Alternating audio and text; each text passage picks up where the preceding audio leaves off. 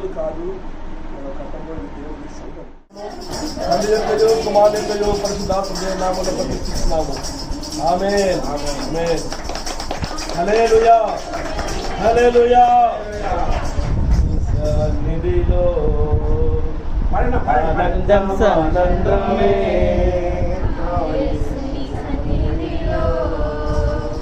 ఆనందమానందమే నా ప్రియుని సంగములో ఆనందమానందమే నా ప్రియుని సంగములో. ఆయన ఆశయాలు ఆయన ఉద్దేశాలు మనతో ఉన్నాయి. వానకి మనతో హల్లెలూయా. చాలా సంతోషకరమైన దినం కదండి. ఎంతమంది సంతోషంగా ఉన్నారు? నిజంగా చెప్పండి. మనలాగే ఎంతో మంది, మనం ఎలాగే దేవునిలోనికి వచ్చామో అలాగే ఎంతో మంది అవసరతలో ఉన్నారండి. సువార్త అవసరత ఉంది, దేవుని అవసరత ఉంది. మనం ఎలాగా దేవుని వెతుకుతున్నామో ఇక్కడ చాలా మంది వెతుకుతున్నారు. అలాగే అందరూ రావాలని మనం ప్రార్థన చేద్దాం. వారం కలిగిద్దాం. దేవుని చిత్తం, దేవుని మందిరం, దేవుని ఉద్దేశం ఇది, దేవుడిచ్చిన దర్శనం ఇది, అది నెరవేర్చబడుతున్నది ఈరోజు. హల్లెలూయా. మనకి మన ఎల్షదాయి సంఘం సికింద్రాబాద్ 3 కుటుంబాలతో ప్రారంభమైంది. 3 కుటుంబాలతో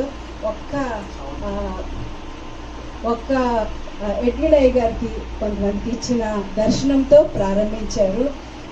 అప్పటి నుంచి క్రమక్రమంగా ఇళ్లలోనే జరిగింది మన సంఘం మొట్టమొదటి దినాల్లో. అలాగ మనం దాదాపు 300 మంది అయ్యాము. అయ్యగారు, మన ఎడ్వినయ్య గారు గొప్ప విజనరీ, దార్శనికుడు. ఆయన ప్రతి ఒక్కరూ ఒక పాస్టర్ అయిపోవాలన్న గొప్ప సంకల్పం, ఉద్దేశంతో ఆయన పనిచేస్తూ ఉండేవాళ్ళు. అంత మంచి పాస్టర్ గారు, అంత ప్రేమ గల ఆయన, అంత శ్రమ పడిన ఆయన మనము ఈరోజు మన మధ్య లేరు. కానీ ఆయన ఆశయాలు, ఆయన ఉద్దేశాలు అయితే మనలో స్థిరంగా బలంగా నాటబడి ఉన్నాయి. ఆయన ఉద్దేశాలు ఏమై ఉన్నాయంటే చింతల్లో ఒక సంఘం ప్రారంభించాలని, జియగూడలో సంఘం ప్రారంభించాలని, మరియు ఉప్పల్లో, మరి ఇక్కడ, మరి శంషాబాద్లో కూడా ఒక సంఘం ప్రారంభించాలని ఆయన అంటుండేవాళ్ళు. కాబట్టి ఇప్పుడు మనము ఈరోజు ఇలాగా 4వ శాఖా సంఘం, main branch Secunderabad branch, Jiyaguda సంఘం, చింతల సంఘము, ఉప్పల్ సంఘము, ఇప్పుడు బాలాజీ నగర్ సంఘము ఇప్పుడు ఈరోజు ప్రారంభమైంది. ఇది యేసయ్యకే మహిమ కలుగును గాక. ఎంతో మంది వస్తున్నారండి. చాలా ఆశ కలిగి ఉన్నారు. ఎంతో సంతోషంగా అనిపించింది. ఒక నెలలో మేము ఇక్కడ దర్శిస్తూ ఉన్నప్పుడు ఇలాగ ప్రారంభం అవడం చాలా సంతోషకరము. పెద్దలు వచ్చారు ప్రారంభించడానికి. పెద్దకి నామంలో వందనాలు చెల్లిస్తున్నాను. సమయం తీసుకుని వచ్చారు. మా చింతల మాస్టర్ శ్రీనివాస్ గారికి కూడా వందనాలు. ఆయన శ్రమ, ఆయన కష్టం ఇదే ఉన్నది. మన పాస్టర్ గారు ఏదైతే మనకి ఇంపార్ట్ చేశారో, ఏదైతే మనకి నేర్పించారో అది పట్టుదలతో చేస్తున్నారు. ఒక మాటలో చెప్పండి, నేను పొగడ్డం లేదు. శ్రీనివాస్ పాస్టర్ గారు పట్టుదలతో ఆయన ఉద్దేశాలు నెరవేర్చడానికి కృషి చేస్తున్నారు. దేనికి వెనకాడడం లేదు. సమయం లేకపోయినా సమయం ఇస్తున్నారు. నిద్ర లేకుండా, ఆహారం కూడా కొన్నిసార్లు లేట్ అయ్యి చాలా కష్టమైన ఇక్కడికి వచ్చి అన్నీ చూసుకొని చక్కగా జరగాలి. దేవుడి సన్నిధిలో మనం బాగా ఉండాలి, బాగా జరగాలని మంచి ఉద్దేశాలతో ఆయన ఇక్కడ కష్టపడి ఇక్కడ ప్రారంభించారు. ఇక్కడ ఉన్న వాళ్ళందరూ ఈ మంచి అవకాశం అమ్మా ఇది మీకు అందరికీ కూడా. దీన్ని మిమ్మల్ని దేవునికి దగ్గరగా తీసుకువెళ్ళడానికే మీరందరూ ఇంత కష్టపడ్డారు. మీరు ఆ అవకాశాన్ని వినియోగించుకోవాలని ప్రభు నామంలో మీ అందరికీ వేడుకుంటున్నాము. ఇంకా మీరు సంఘాలు ప్రారంభమయ్యాక సికింద్రాబాద్ సంఘానికి కూడా రావచ్చు. అందరం కలిసి దేవుడిని ఆరాధించవచ్చు. మనకి దేవుడు కావాలి, అవునా కాదండి? దేవుడు కావాలి కదా. అందరూ దేవుడి కొరకే అందరూ కూడా శ్రమపడుతున్నాము, వెతుకుతూ ఉన్నాము, మనం కనుగొన్నాము, మనం ఆశీర్వదింపబడ్డాము. ఇంకా అనేకులకి మీరు ఆశీర్వాదంగా ఉండాలని కోరుతున్నాము. సికింద్రాబాద్ సంఘం నుంచి, అక్కడ పెద్దల నుంచి, కమిటీ మెంబర్స్ నుంచి ఈ దినం ప్రత్యేక దినము ఎన్నో ఆశీర్వాదాలు, ప్రార్థనలు మన కొరకు పంపిస్తూ ఉన్నారు. ఈ సంఘం ప్రారంభించినందుకు ఎంతో సంతోషిస్తూ ఉన్నారు. ఇది ఇంకా 30 అంతలుగా, 60 అంతలుగా, 100 అంతలుగా ఫలించాలని ప్రార్థిస్తూ ఉన్నారు. ప్రభు నామానికే మహిమ కలుగును గాక. థ్యాంక్ యూ అక్క, థ్యాంక్ యూ వెరీ మచ్. హల్లెలూయా హల్లెలూయా. ఇంకా మీ తప్పకుండా చాలా తప్పుగా ఉన్నట్టు అనిపిస్తుంది. వాళ్ళకి చెప్పినట్టుగా మన రెవరెండ్ విజి ఎడ్విన్ అయ్య గారికి ఫస్ట్ దేవునికి మహిమ.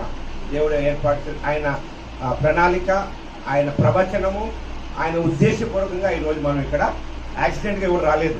ఆయన పేరు పెట్టి పిలిచాడు కాబట్టి అమ్మగారిని చూస్తున్న ఆ బాబు గురించి ప్రార్థన చేయమన్నారు. దేవుడు ఈ రోజు ఇక్కడ సంకల్పం ఉంది ఆ బాబు ఇక్కడ ప్రార్థనకు రావాలని. హల్లెలూయా. ఈరోజు మేము నార్మల్గా ఎవరి సంఘాల్లో వాళ్ళు ఉండేవారు, కానీ ఈరోజు దేవుడు ఏర్పాటు చేశారు. ఇది అందుకే ప్రభు చేసిన దినం.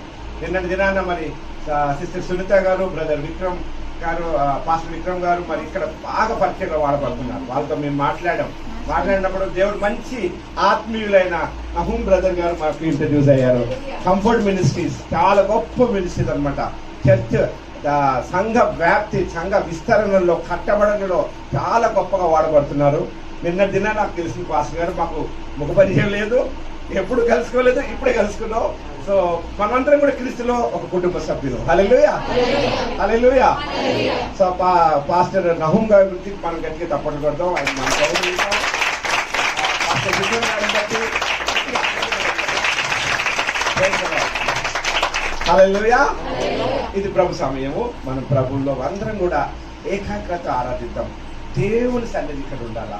ప్రతి ఒక్కరు కూడా పక్కన ఏం చేస్తున్నారు, నేనేం చేస్తున్నాను కట్టి చూడకండి. మంచి ఆరాధన బృందం మనకుంది. ఇక్కడ కూడా దేవుడు ఆరాధన బృందాలు చెప్తాడు. హల్లెలూయా, హల్లెలూయా. సో ఇదంతా చేయడానికి ప్రభు తోడే ఉంటే నాకు ఇక్కడ దేవుడు ఒక మంచి తమ్ముడిని ఇచ్చాడు. అతని పేరు సురేష్. సురేష్ గారిని గట్టి తప్పట్లు పడతాం. సురేష్ చాలా కష్టపడ్డాడు. అందుకని నేను ఎక్కడ వెళ్ళినా దేవుడు నాకు ఒక సహాయకుడు, అంటే నాకు తోడుగా ఆత్మీయులుగా ఎక్కడ నాకు సాయి కానీ లోకేష్ కానీ ఇప్పుడు సురేష్ దినాన్ని నేను చూసినప్పుడైతే దేవానికి స్తోత్రం ప్రభు, నువ్వు ఏర్పరిచి పెడతావు ఆల్రెడీ అనిపించింది. హల్లెలూయా. అందరి పైకి లేచినట్లయితే మనం ఆరాధించుకుందాం. సమస్తము సాధ్యమే, హల్లెలూయా, సమస్తము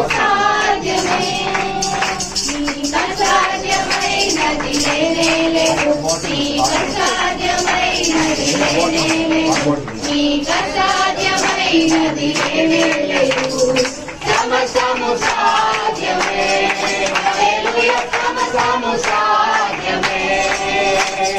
స్తోత్రం, స్తుతి స్తోత్రం, స్తుతిపాత్రుడానికి స్తోత్రం. స్తోత్రం, స్తుతి స్తోత్రం, స్తుతిపాత్రుడానికి స్తోత్రం. సాధ్యమైనది లేదు, సాధ్యమైనది లేదు, సాధ్యమైనది లేదు. సమస్తము సాధ్యమే, హల్లెలూయా, సమస్తము సాధ్యమే. గాలి తుఫాను సముద్రముననచిన దేవా, గొప్ప దేవా, గగనము చీల్చి మన్నాను పంపిన దేవా, గొప్ప దేవా. గాలి తుఫాను సముద్రముననచిన దేవా, గొప్ప దేవా, గగనము చీల్చి మన్నాను పంపిన దేవా, గొప్ప దేవా. తండ్రి నీకే స్తోత్రం, ప్రభువా నీకే స్తోత్రం, తండ్రి నీకే స్తోత్రం, ప్రభువా నీకే స్తోత్రం. సాధ్యమైనది లేదు, నీకు సాధ్యమైనది లేదు, నీకు సాధ్యమైనది లేదు. సమస్తము సాధ్యమే, హల్లెలూయా, సమస్తము సాధ్యమే. మాయా జలమును మధురము చేసిన దేవా, గొప్ప దేవా, మోడైన బ్రతుకును చిగురింపజేసిన దేవా, గొప్ప దేవా. మాయా జలమును మధురము చేసిన దేవా, గొప్ప దేవా, మోడైన బ్రతుకును చిగురింపజేసిన దేవా, గొప్ప దేవా. తండ్రి నీకే స్తోత్రం, ప్రభువా నీకే స్తోత్రం, తండ్రి నీకే స్తోత్రం, ప్రభువా నీకే స్తోత్రం. నీకు సాధ్యమైనది లేదు, నీకు సాధ్యమైనది లేదు, నీకు సాధ్యమైనది లేదు.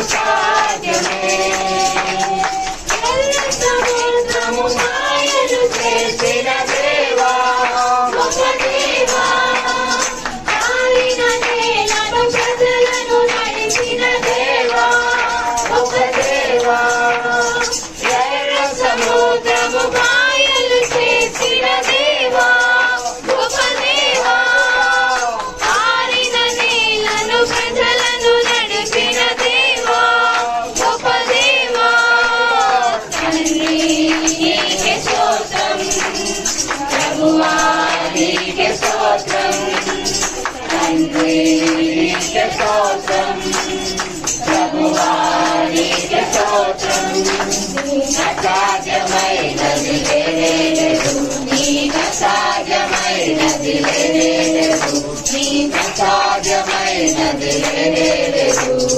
సమస్తము సాధ్యమే హల్లెలూయా సమస్తము సాధ్యమే అసాధ్యమైనది లేదు నీకు అసాధ్యమైనది లేదు నీకు అసాధ్యమైనది లేదు సమస్తము సాధ్యమే హల్లెలూయా సమస్తము సాధ్యమే హల్లెలూయా జీవించేదా అధికముగా ఆరాధించు ఆశక్తితో ప్రేమించడం అధికముగా ఆరాధించు ఆశక్తితో నా పూర్ణ మనసుతో ఆరాధించు నా పూర్ణ బలముతో ప్రేమించడం నా పూర్ణ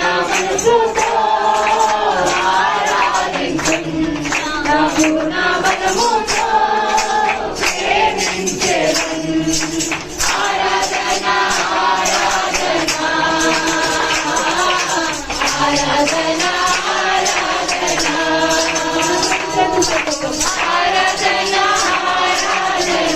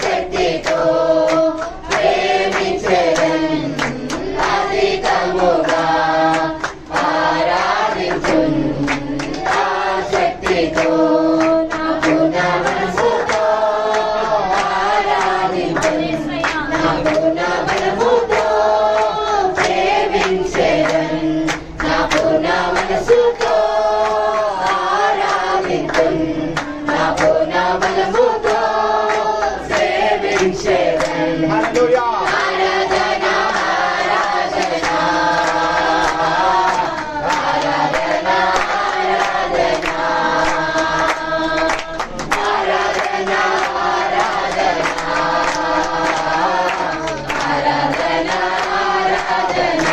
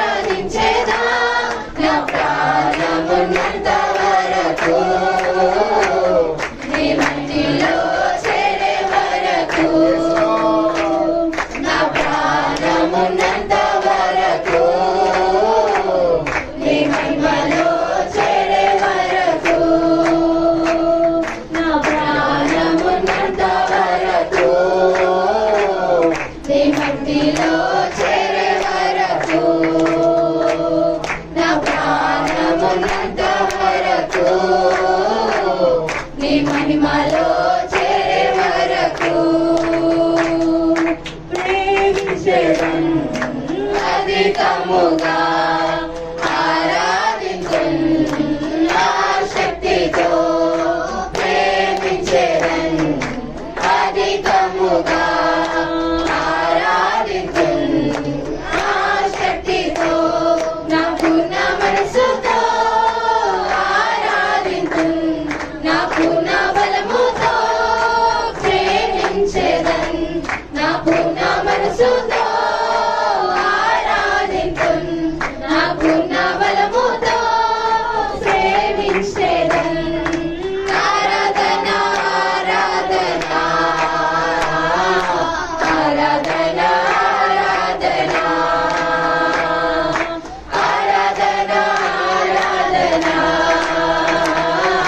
ఆరాధన ఆరాధన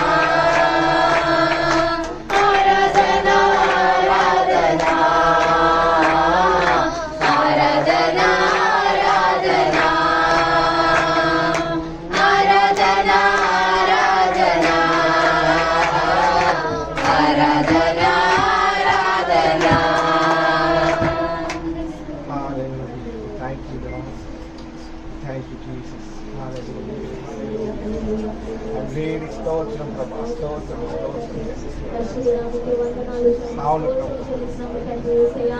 నిన్న నేడు ఏకరీతిగా దేవా మీకే వందనాలు ప్రభా. గొప్ప రాజా, గొప్ప దేవా మీకే స్తుతులు చెల్లిస్తున్నాము తండ్రి. ఆకాశము సింహాసనం, భూమి పాదపీఠగా చేసిన తండ్రి మీకే వందనాలు ప్రభా. యేసయ్యా, పరిశుద్ధుడా పరిశుద్ధుడా అని ప్రభా నిత్యము దేవుడితో చేత స్తుతింపబడిన దేవా మీకే వందనాలు ప్రభా. యేసయ్యా తండ్రి, ఈ రోజు ప్రభా నైనా మేమందరము తండ్రి యేసయ్యా ఇక్కడ నైనా ఈ విధంగా కూడుకోవడం నీ చిత్తము తండ్రి యేసయ్యా. నీ చిత్తము ద్వారానే ప్రభా యేసయ్యా మేమందరం ఈ రోజు ఇక్కడ కూడుకొని ఉన్నాము తండ్రి యేసయ్యా. మీ సన్నిధిని ప్రభా ఇక్కడ నైనా నివసింపచేయండి తండ్రి యేసయ్యా. మీ దేవుడు తల్లి ప్రభా యేసయ్యా ఈ స్థలము చుట్టూ నైనా ప్రభా ఉండే కృపని దయచేయండి ప్రభా యేసయ్యా. పరిశుద్ధాత్మ దేవా మీకే స్తోత్రములు చెల్లిస్తున్నాము తండ్రి. నజరేయుడగు యేసయ్యా మీకే వందనాలు తండ్రి. కుడి పార్శ్వమున కూర్చున్న దేవా మీకే స్తోత్రములు చెల్లిస్తున్నాము తండ్రి. యేసయ్యా యేసయ్యా అని ప్రభా యేసయ్యా మేము మొరపెడుచుండగా తండ్రి యేసయ్యా మా ప్రార్థన విన్నపంలో ఆలకించు దేవా మీకే వందనాలు ప్రభా యేసయ్యా. తండ్రి నైనా ఆరాధనలో తోడే ఉన్న దేవా మీకే వందనాలు ప్రభా యేసయ్యా. నాయనా ఇక్కడ కూర్చుని ప్రతి ఒక్క బిడ్డ ప్రభా మీ సన్నిధిలో ఉన్న ప్రతి ఒక్క బిడ్డని ప్రభా మీరు జ్ఞాపకం చేసుకోండి తండ్రి. పరిశుద్ధాత్మ దేవా యేసయ్యా తండ్రి నీ యొక్క మహిమ ద్వారానే మేము ఇక్కడ ఉన్నాము తండ్రి యేసయ్యా.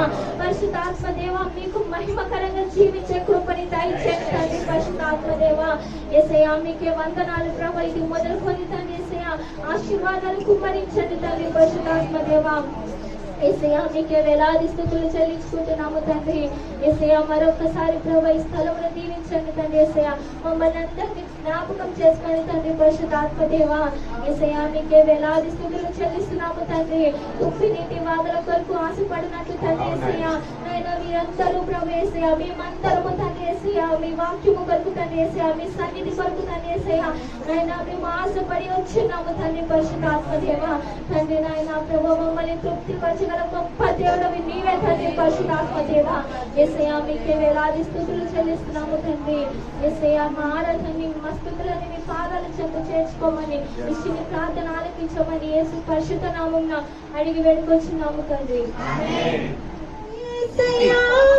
పరిశుద్ధ తండ్రివి పరమా స్వరూపివి సర్వాధికారివి ఓ యేసయ్యా కరుణించి కాపాడుమా ఓ యేసయ్యా కరుణించి కాపాడుమా. Praise you and worship you, Almighty God. Praise you and worship you. Hallelujah, Amen. Oh Yesaya, Amen. Hallelujah, Hallelujah, Amen. Oh Yesaya, Amen. Hallelujah.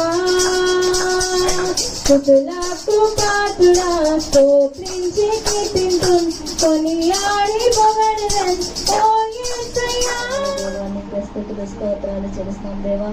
సర్వోన్నతుడా మహోన్నతుడా మంచి దేవుడా ప్రభా మా మంచి కాపరి నీకు వందనాలు చెల్లిస్తున్నాం దేవా.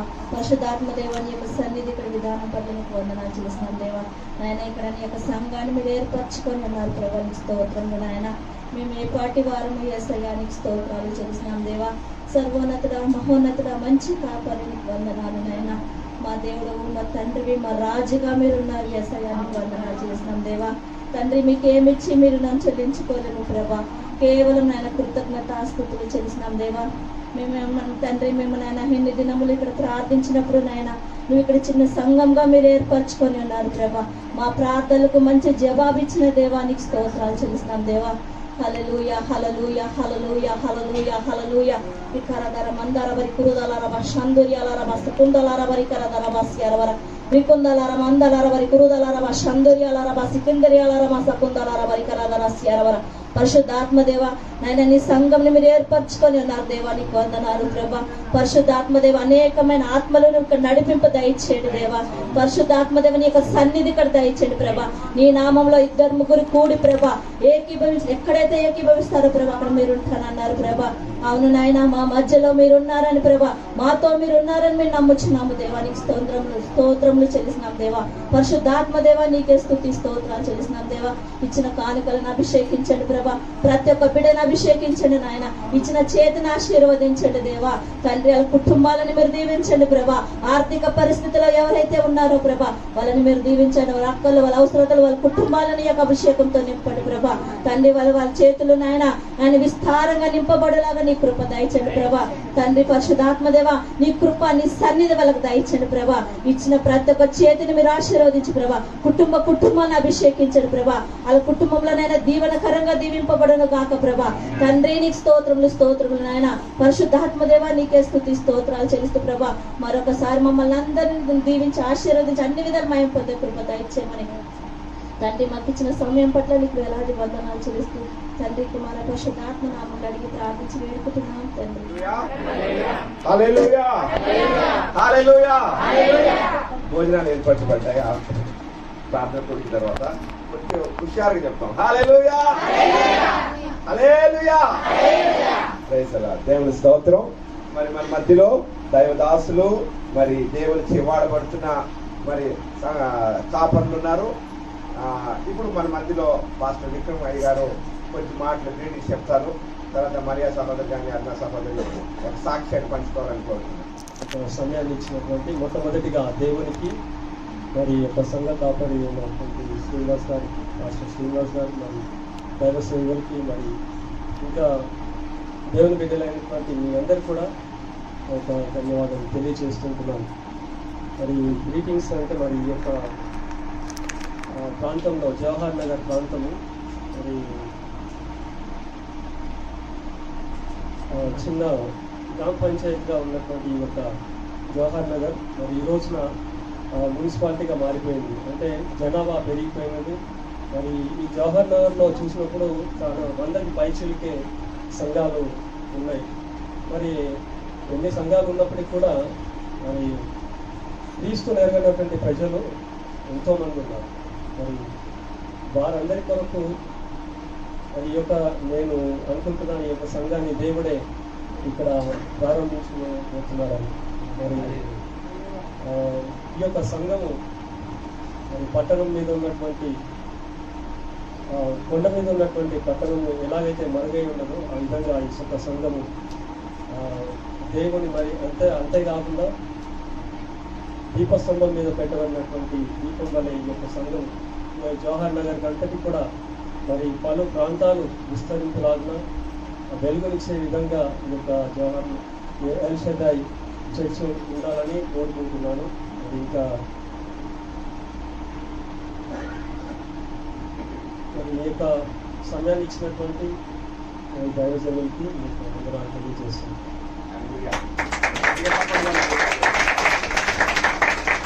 అలా చెప్పినట్టు దేవుడు సంఘం దేవుడు విస్తరింపబడాలని, అభివృద్ధి పొందాలని ఆశిద్దాం. హల్లెలూయా. సహోదరి అరుణ గారు మన మధ్య సాక్ష్యం పంచుకుంటారు.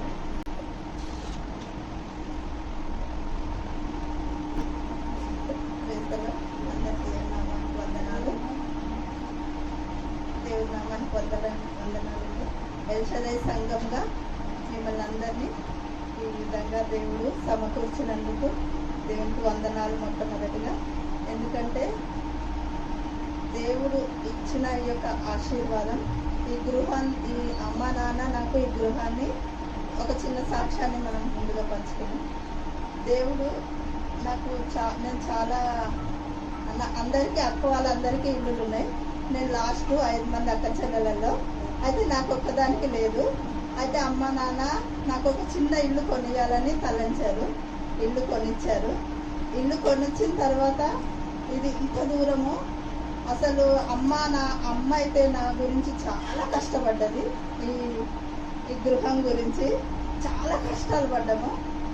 ఏం చేయాలి దేవా అమ్మ నూరికే అనేదాన్ని, నువ్వు ఎక్కడో మారుమూల ప్రాంతంలో నాకు కొనిచ్చినావు. మారుమూల ప్రాంతం ప్రతిసారి అన్నప్పుడల్లా టార్చర్ పెట్టేదాన్ని అమ్మని.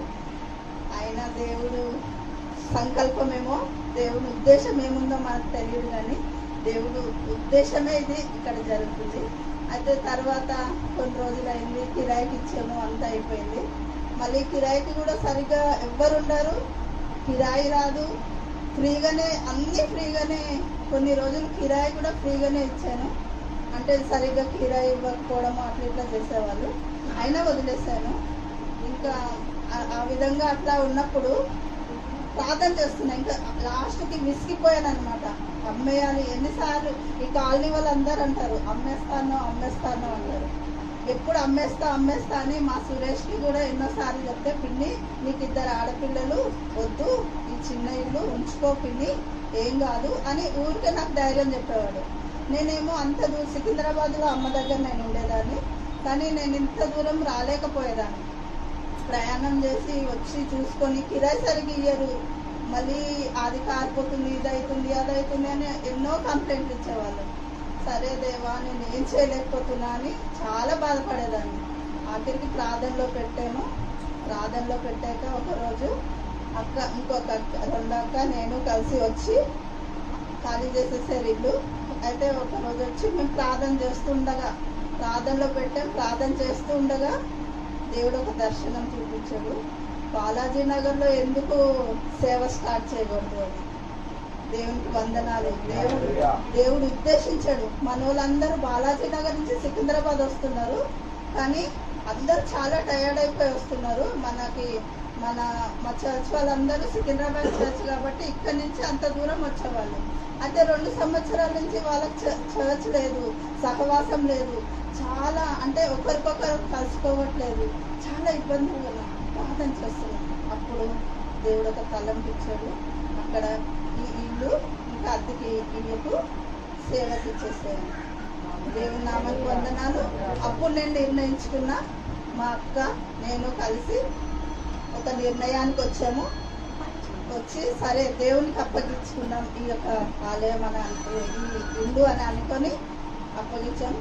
తర్వాత ఎప్పుడైతే అప్పగించామో ఒకటి తర్వాత ఒకటి అన్నీ స్టార్ట్ అయిపోయినాయి. స్టార్ట్ అయిపోయినాక ఇప్పుడు దేవుని ఉద్దేశం ఇది అని చాలా సంతోషపడ్డాను. దేవుని నామానికి వందనాలు. ఇక్కడ మంచి బ్రాంచ్ సంఘంగా, ఎల్షదై సంఘంగా ఇక్కడ ఏర్పరచబడ్డది. దేవుని నామానికి వందనాలు. మా ఎల్షదై సంఘం పెద్దలు యొక్క వారి తరపున మన పాస్టర్ గారు మీకు వందనాలండి. అందరి తరపున మరి ఒక్కసారి దేవుని నామానికి మహిమ చెల్లిస్తున్నాం. ఎందుకంటే దేవుని యొక్క ఉద్దేశం, దేవుని సంకల్పం ఇక్కడ ఉంది కాబట్టి పెద్దలు ఇక్కడికి వచ్చారు, సంఘం వాళ్ళందరూ వచ్చారు. అందరూ కలిసి దేవుని ఇంకా ఈ గృహం ఇంకా దేవుని సేవలో వాడబడాలి, కొత్త వాళ్ళు కలపబడాలి అని మనం అందరం కలిసి ప్రార్థన చేద్దాం. దేవుని సంకల్పం ఇక్కడ నెరవేర్చబడాలి. ఎంతో మంది బీదవాళ్ళు ఉన్నారు, ఎంతో మంది ఇంకా తెలుసుకోని వాళ్ళు ఉన్నారు. వాళ్ళందరి కొరకు మనము ఒక ఉప్పులాగా దేవుని యొక్క వెలుగులా మనం ఉండి నడిపిద్దామని మనందరము ప్రార్థనలో ముందుకెళ్దాం. దేవునికి వందనాలు. ఈ సమయం ఇచ్చిన పాస్టర్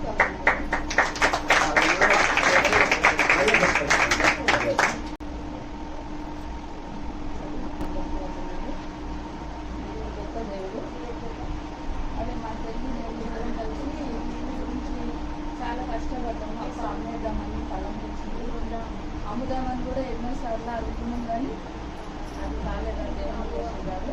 ఒకరోజు అయిపోయి నేను అనుకుంటున్నాను, బ్రహ్మ ఏం చేసుకోవాలి కూడా ఉద్దేశం ఈ స్థలం పట్ల ఎన్నోసార్లు అమ్మాలని అనుకున్నా కానీ అమ్మలేకపోతుంది బ్రహ్మ. మరి ఏం చేయాలి ఇక్కడ నా సంఘము నేను కడతాను. నిజమేనా అనుకున్నా, మళ్ళీ డౌట్ నిజమేనా అనుకున్నా. 3 సార్లు దేవుడు నాతో సరే దేవా నువ్వు చిత్తమైతే అన్ని పనులు నువ్వే చేయాలి, నేనైతే చేయలేదు, మాకెవరు లేరు సహాయం చేసేదాన్ని, మీరు ఒక్కరే చేయాలి ప్రభా అని నేను దేవుని తప్పకుండా వెళ్ళేసాను. ఒక 15 రోజులు ప్రార్థన అయితే చేసుకున్నాను. తర్వాత దేవుడు ఒక అక్కడి వారంగా మా యేసుదా సంఘంలో అక్కతో ఆలోచించాను. అక్క దేవుడు ఇలా మాట్లాడుతున్నాడు, మరి ఏం చేద్దామంటే మొదలు పెట్టేద్దాము, దేవుడు మాట్లాడుతున్నాడు కాబట్టి స్టార్ట్ చేద్దాము. డబ్బులు కూడా లేవు చేతిలో, కనీసం బస్ కిరాయి వద్దామన్నా కూడా డబ్బులు లేవు. ఆ పరిస్థితుల్లో ఉంది. కానీ దేవుడు మాత్రం నా సంఘం నేను స్థాపిస్తాను అని అక్కతో అంటే అక్క అన్నది సరే స్టార్ట్ చేద్దాం అన్నది. అంతేగాని పనులు ఏం జరుగుతుంది అయిపోయింది అక్కడే. మళ్ళీ ఆలోచిస్తున్నాం పశుధాత్మ తండ్రి మేమైతే ఏం చేయలేము, నీ చిత్తం అయితే ప్రతి ముందుకు నడిపించాలి. అదైతే నేను నమ్ముతాను. అని ఒక అడుగు మేము ముందుకు వేస్తున్నాం దేవా, నీ నామం వేస్తున్నాం, నేను కాకుండా పెట్టండి అని. అదే వారంలో అక్కడ వచ్చి మరి అక్క మరి స్టార్ట్ చేసేద్దాము పనులు అన్నాం. డబ్బులు కావాలి కదా, పనులు స్టార్ట్ చేసేద్దామంటే సరిపోదు కదా, అందరం అనుకుంటాం డబ్బులు అయితే కావాలి కదా. అయ్యో దేవా అక్క అయితే అంటుంది కదా డబ్బులు కావాలి కదా. అక్క 42,000 ఇచ్చింది. కానీ 42,000 ఇచ్చి స్టార్ట్ చేయాలి. ఇక దేవుడి చిత్తం కాబట్టి అని చెప్పి ముందుకు స్టార్ట్ చేసి ఏ పని ఆగలేదు, ఎక్కడ ఆగలేదు, అన్ని దేవుడు ఎక్కడ నష్టం కాలేదు. అన్ని ముందు దేవుడు అన్ని విధాలుగా సహాయం చేసేది. తర్వాత కాపడగలు ఎలా నడిపించాలి, ఇక్కడ నుంచి మసిగుండ్రగారికి వచ్చే వాళ్ళు ఉన్నారు, చాలా మంది పెట్టుకున్నారు. మేము ఇక్కడ ప్రార్థన స్టార్ట్ చేస్తే మామూలు ఉండదు, ఒక అద్భుతం జరగాలి, ఒక కార్యాలు జరగాలి, వచ్చిన ప్రతి ఒక్కరు ఆశీర్వదించబడాలి, ఒక సమృద్ధిగా ఉండాలి, రోగులైన వారు స్వస్థత పొందాలి. ఏదో మామూలుగా వచ్చిపోయే ప్రార్థన మాత్రము కాదు చెప్పాలి అని అనుకుంది. లాస్ట్కి మా పాపకి యశోద సమయంలో ఎగ్గులు పంచుకొని చనిపోయే ముందట ఒకటి మాకు అప్పగించేది ఏంటంటే అనేకుల్ని రక్షణలోకి నడిపించారు. ఆ మాట చెప్పి చనిపోయినప్పుడు లాస్ట్కి బ్రదర్ దగ్గరికి వెళ్ళి బ్రదర్ అసలు ఏమనుకుంటున్నారు మీరు అని అన్నప్పుడు నేను అడిగాను బ్రదర్ని, లాస్ట్ ఇంకా చనిపోతున్నారు, ఇంకా చనిపోయి మూమెంట్లో ఉన్నప్పుడు పరిశుద్ధాత్మ దేవుడు చూపించాడు, బ్రదర్ మీ ఉద్దేశం మేము నెరవేరుస్తాము, మీరు ఏదైతే కోరుకుంటున్నారో అది నేను నెరవేరుస్తాను. మా యశోద సంఘం అంతా ఒకే ఆత్మతో కట్టబడి మేము నెరవేరుస్తాం బ్రదర్, మీరు ఏం బాధపడకండి ఆ విషయంలో అని ఒక వాగ్దానం ఇచ్చిన తర్వాత ఆయన పంపించారు. మా కాక ఉద్దేశాలు నెరవేర్చాలని ఒక్కొక్క అడుగు ముందుకు వేస్తూ వస్తుంది. కానీ పరిశుధాత్మ దేవుడే ఇదంతా కూడా పరిశుధాత్మ దేవుడు చేస్తే ఏం చెప్పి చెల్లించలేము. మాకంత మంచి సంఘ కాపాడించాడు, ఆత్మీయ తండ్రి. మాకు ఏ కష్టం ఉన్నా ఆయన మాకు నెరవేర్చాడు, ఎంతో సాయం చేశాడు. కానీ ఆయన కోరిక చేయాలని, ఆయన ఉద్దేశం నెరవేర్చాలని, ఆయన చిత్తం ప్రకారం మేము కట్టబడాలని మా కుటుంబాలను కలిసి దేవుని నామం మహిమపరుస్తున్నాం. ఇక్కడ వచ్చిన ప్రతి ఒక్కరూ సమృద్ధిగా ఉంటారు. ఎందుకంటే పరిశుధాత్మ దేవుడు చెప్పారు, శాతబడి క్రియలు, మంత్ర క్రియలు, దురాత్మలు, శక్తులు, రక్షణ లేని కుటుంబాలందరికీ రక్షణ కలిగజేసి ఒక అద్భుతం చేస్తాను దేవుడు వాగ్దానం ఇచ్చారు. దాని ప్రకారం జరుగుతుందని నన్ను దేవుడికి వందనాలు చెల్లిస్తున్నాను. పాస్టర్ గారికి వందనాలు. పాస్టర్ గారికి వందనాలు. ఏ కాపని పెడతావు ప్రభు అని అడిగినప్పుడు పరిశుధాత్మ దేవుడు చెప్పారు, శ్రీనివాస్ పాస్టర్ గురించి నడిపించి ప్రతిదీ అడుగుతున్నా ఏం చేయాలి ప్రభా, చేసేది ఎలాగా, ఒక గుంపుగా కుటుంబంగా కూర్చొని ప్రతి కుటుంబాలలో సమృద్ధిగా ఉండాలి, సంతోషంగా ఉండాలి. నేను కేసులు నడిపించినప్పుడు కుటుంబంలో ఆత్మతో ఐక్యతతో నడిపింపబడాలి ప్రభా అని నేను దేవుడిని అడిగినప్పుడు దేవుడు సపోర్ట్గా సురేష్, బాలక్క వీళ్ళందరూ సహాయకరంగా అందరూ సహాయకరంగా ఉన్నారు. చాలా సంతోషం అనిపించింది. 3-4 వారాలు ఇక్కడ కేసులు స్టార్ట్ చేశాను. చాలా బాగా అనిపించింది. దేవుని ఉద్దేశమే అనుకున్నాను. తర్వాత పాస్టర్ ఎవరు అంటే పరిశుధాత్మ దేవుడు చెప్పారు, శ్రీనివాస్ పాస్టర్ని నేను మొదలు పెట్టుకుని తర్వాత నేను తీసుకుంటాను. అదే ప్రకారం చెప్పడానికి శ్రీనివాస్ పాస్టర్ కూడా ఓకే అని ముందుకు వచ్చాడు. ఇవన్నీ కూడా కేవలం పరిశుధాత్మ దేవుడే సహాయం చేశాడు. దేవునికి ప్రతి ఒక్క మహిమ కలుగుతుంది కనుక అందరూ ఆశీర్వదింపబడదు కనుక ఇది సమృద్ధిగా ఉండదు కనుక హల్లెలూయా. దేవుని స్తోత్రం. చక్కని సాక్ష్యములు విన్నాం. దేవుడు ఏ విధంగా ముందుకి ఈ సంఘాన్ని నడిపించాడు అనేది ఇప్పుడు మనందరికీ అర్థమైంది. హల్లెలూయా. మరి సమయం ఎక్కువ తీసుకోకుండా మరి మనల్ని మరి వాక్యంలో నడిపిస్తూ వాక్యం లోతుల్లోకి తీసుకెళ్ళడానికి మహూమ్ అయ్య గారు మన మధ్యలో ఉన్నారు. మరి గొప్ప పరిచర్య అయ్య గారిది. నేను అసలు సునీత విక్రమయ్య చెప్పారు, చాలా సంఘాలు ఉన్నాయి అయ్య గారికి. ఆ సంఘాల్లో కూడా మరి తను వాక్య పరిచయం చెయ్యాలా, మన కోసము మరి మానుకొని వచ్చారు. దాన్ని బట్టి దేవుని స్తోత్రం. ఇది దేవుడు ఏర్పరిచిన దినం. హల్లెలూయా.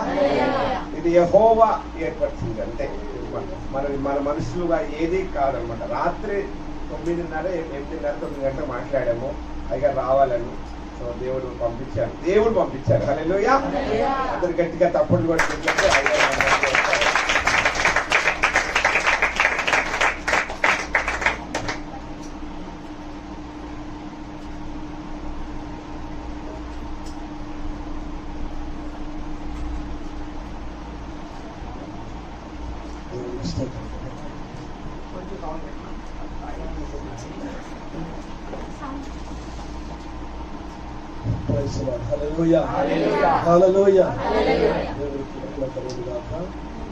దేవుని పరిచయం ఎప్పుడు గొప్పది. దైవచనం గొప్ప పరిచయం చేస్తున్నాడు కాదు, మన పరిచర్య గొప్పది. దేవుని స్తోత్రం. ఈరోజు ఈ ప్రాంతంలో దేవుడి పరిచయం అనుగ్రహించాడు. ఈ పరిచయం కొనసాగించడం కొరకై ఈ ప్రాంతంలో ఒక కాపరిగా ఎన్నుకున్నాడు దైవసేవకుడు శ్రీనివాస్ గారిని. దేవుని స్తోత్రం. వారు చేసే పరిచర్య గొప్పది. దైవచనంలో క్రీస్తులను నిర్ణయించినటువంటి దైవచనం ఎడ్మిన్ గారు చేసిన పరిచర్య గొప్పది. దేవుని స్తోత్రం. ఈరోజు శాఖలుగా విస్తరించి ప్రతి బ్రాంచ్ చర్చలో చేసిన ప్రతి దైవ సేవకుడు చేసే పరిచర్య కూడా గొప్పది. దేవుని స్తోత్రం. ఎందుకంటే దేవుని పరిచర్యే గొప్ప పరిచర్య. హల్లెలూయా. ప్రియులారా, ఒక దైవచనుడు ఒక మాట అన్నాడు, I never imagine a world without a pastor అన్నాడు. దైవచనుడు లేని లోకాన్ని నేను ఊహించలేను అన్నాడు. దేవుని స్తోత్రం. ఇక దైవ సేవకుడు లేని లోకమును ఆయన నేను ఊహించలేను అన్నాడు. ఎందుకోసం అంటే ఈరోజు ప్రతి మానవుణ్ణి క్రీస్తు నందు సంపూర్ణునిగా చేసి వారి పాపముల నుంచి రక్షించడానికి ప్రయాసపడి ఇలాంటి మారుమూల ప్రాంతాలకు, కొండ ప్రాంతాలకు, అడవి ప్రాంతాలకు వెళ్ళి దేవుని సువార్తను అందించి తాగుబోతులను, వ్యభిచారులను, దొంగలను, మాంత్రికులను, చెడిపోయినటువంటి అందరినీ కూడా నీతి మార్గంలో నడిపించడానికి కారకులు ఎవరంటే ఒక దైవజనుడు మాత్రమే. దేవుని స్తోత్రం. హల్లెలూయా. ప్రపంచంలో ఒకవేళ దైవజనులు లేకపోతే ఒక్కసారి ఊహించండి, ఉన్నప్పుడే ఇంత భయంకరంగా ఉంది. దైవజనులు ఉండగా, దేవుని పరిచర్య జరుగుతుండగా, అనేక మంది మార్పు నొందుతుండగా ప్రస్తుత కాలంలో ఇంత ఘోరమైన పరిస్థితిని మనం చూస్తున్నాము. ఒకవేళ ప్రపంచ వ్యాప్తంగా దైవ సేవకులు లేకపోయి ఉంటే ఇంకా ప్రపంచం ఎంత అల్లకూలంగా ఉండేదో. So I never imagine a world without a pastor. దేవుని స్తోత్రం. కాబట్టి ఈరోజు ఈ ప్రాంతంలో ఒక దేవుని సేవకుడు తీసుకొచ్చాడంటే దేవుడు ఈ ప్రాంతానికి రూపాంతరము కలగచేయడానికి. Praise the lord. హల్లెలూయా. ఆ దేవుడు ఆ ఉద్దేశం, ఆ దర్శనాన్ని కలిగి ఉన్నాడు గనుకనే మరి దైవ సేవకుడు విక్రమ్ గారు చెప్పినట్టుగా ఈ జవహర్ నగర్ ప్రాంతంలో దాదాపు మా ఫెలోషిప్ లో 150 మంది సేవకులు ఉన్నారు. అంటే ఇప్పుడు ఆ జవహర్ నగర్ గ్రామ పంచాయతీ ఆంధ్ర తెలంగాణ ఉన్నప్పుడే ఇది పెద్ద గ్రామ పంచాయతీ. అనేక ఎకరాల స్థలం ఉన్నటువంటి పెద్ద గ్రామ పంచాయతీ. కాబట్టి దేవుడు దీనిని గ్రామ పంచాయతీ నుంచి మున్సిపల్ కార్పొరేషన్ గా మార్చాడు. దాని స్తోత్రం. అనగా సంఖ్య విస్తరించింది కనుక 150 మంది దైవ సేవకులు ఉన్నా కూడా ఇంకా అనేక మంది రక్షించబడవలసిన వారు ఉన్నారు, అనేక మంది నశించిపోతున్న వారు ఉన్నారు.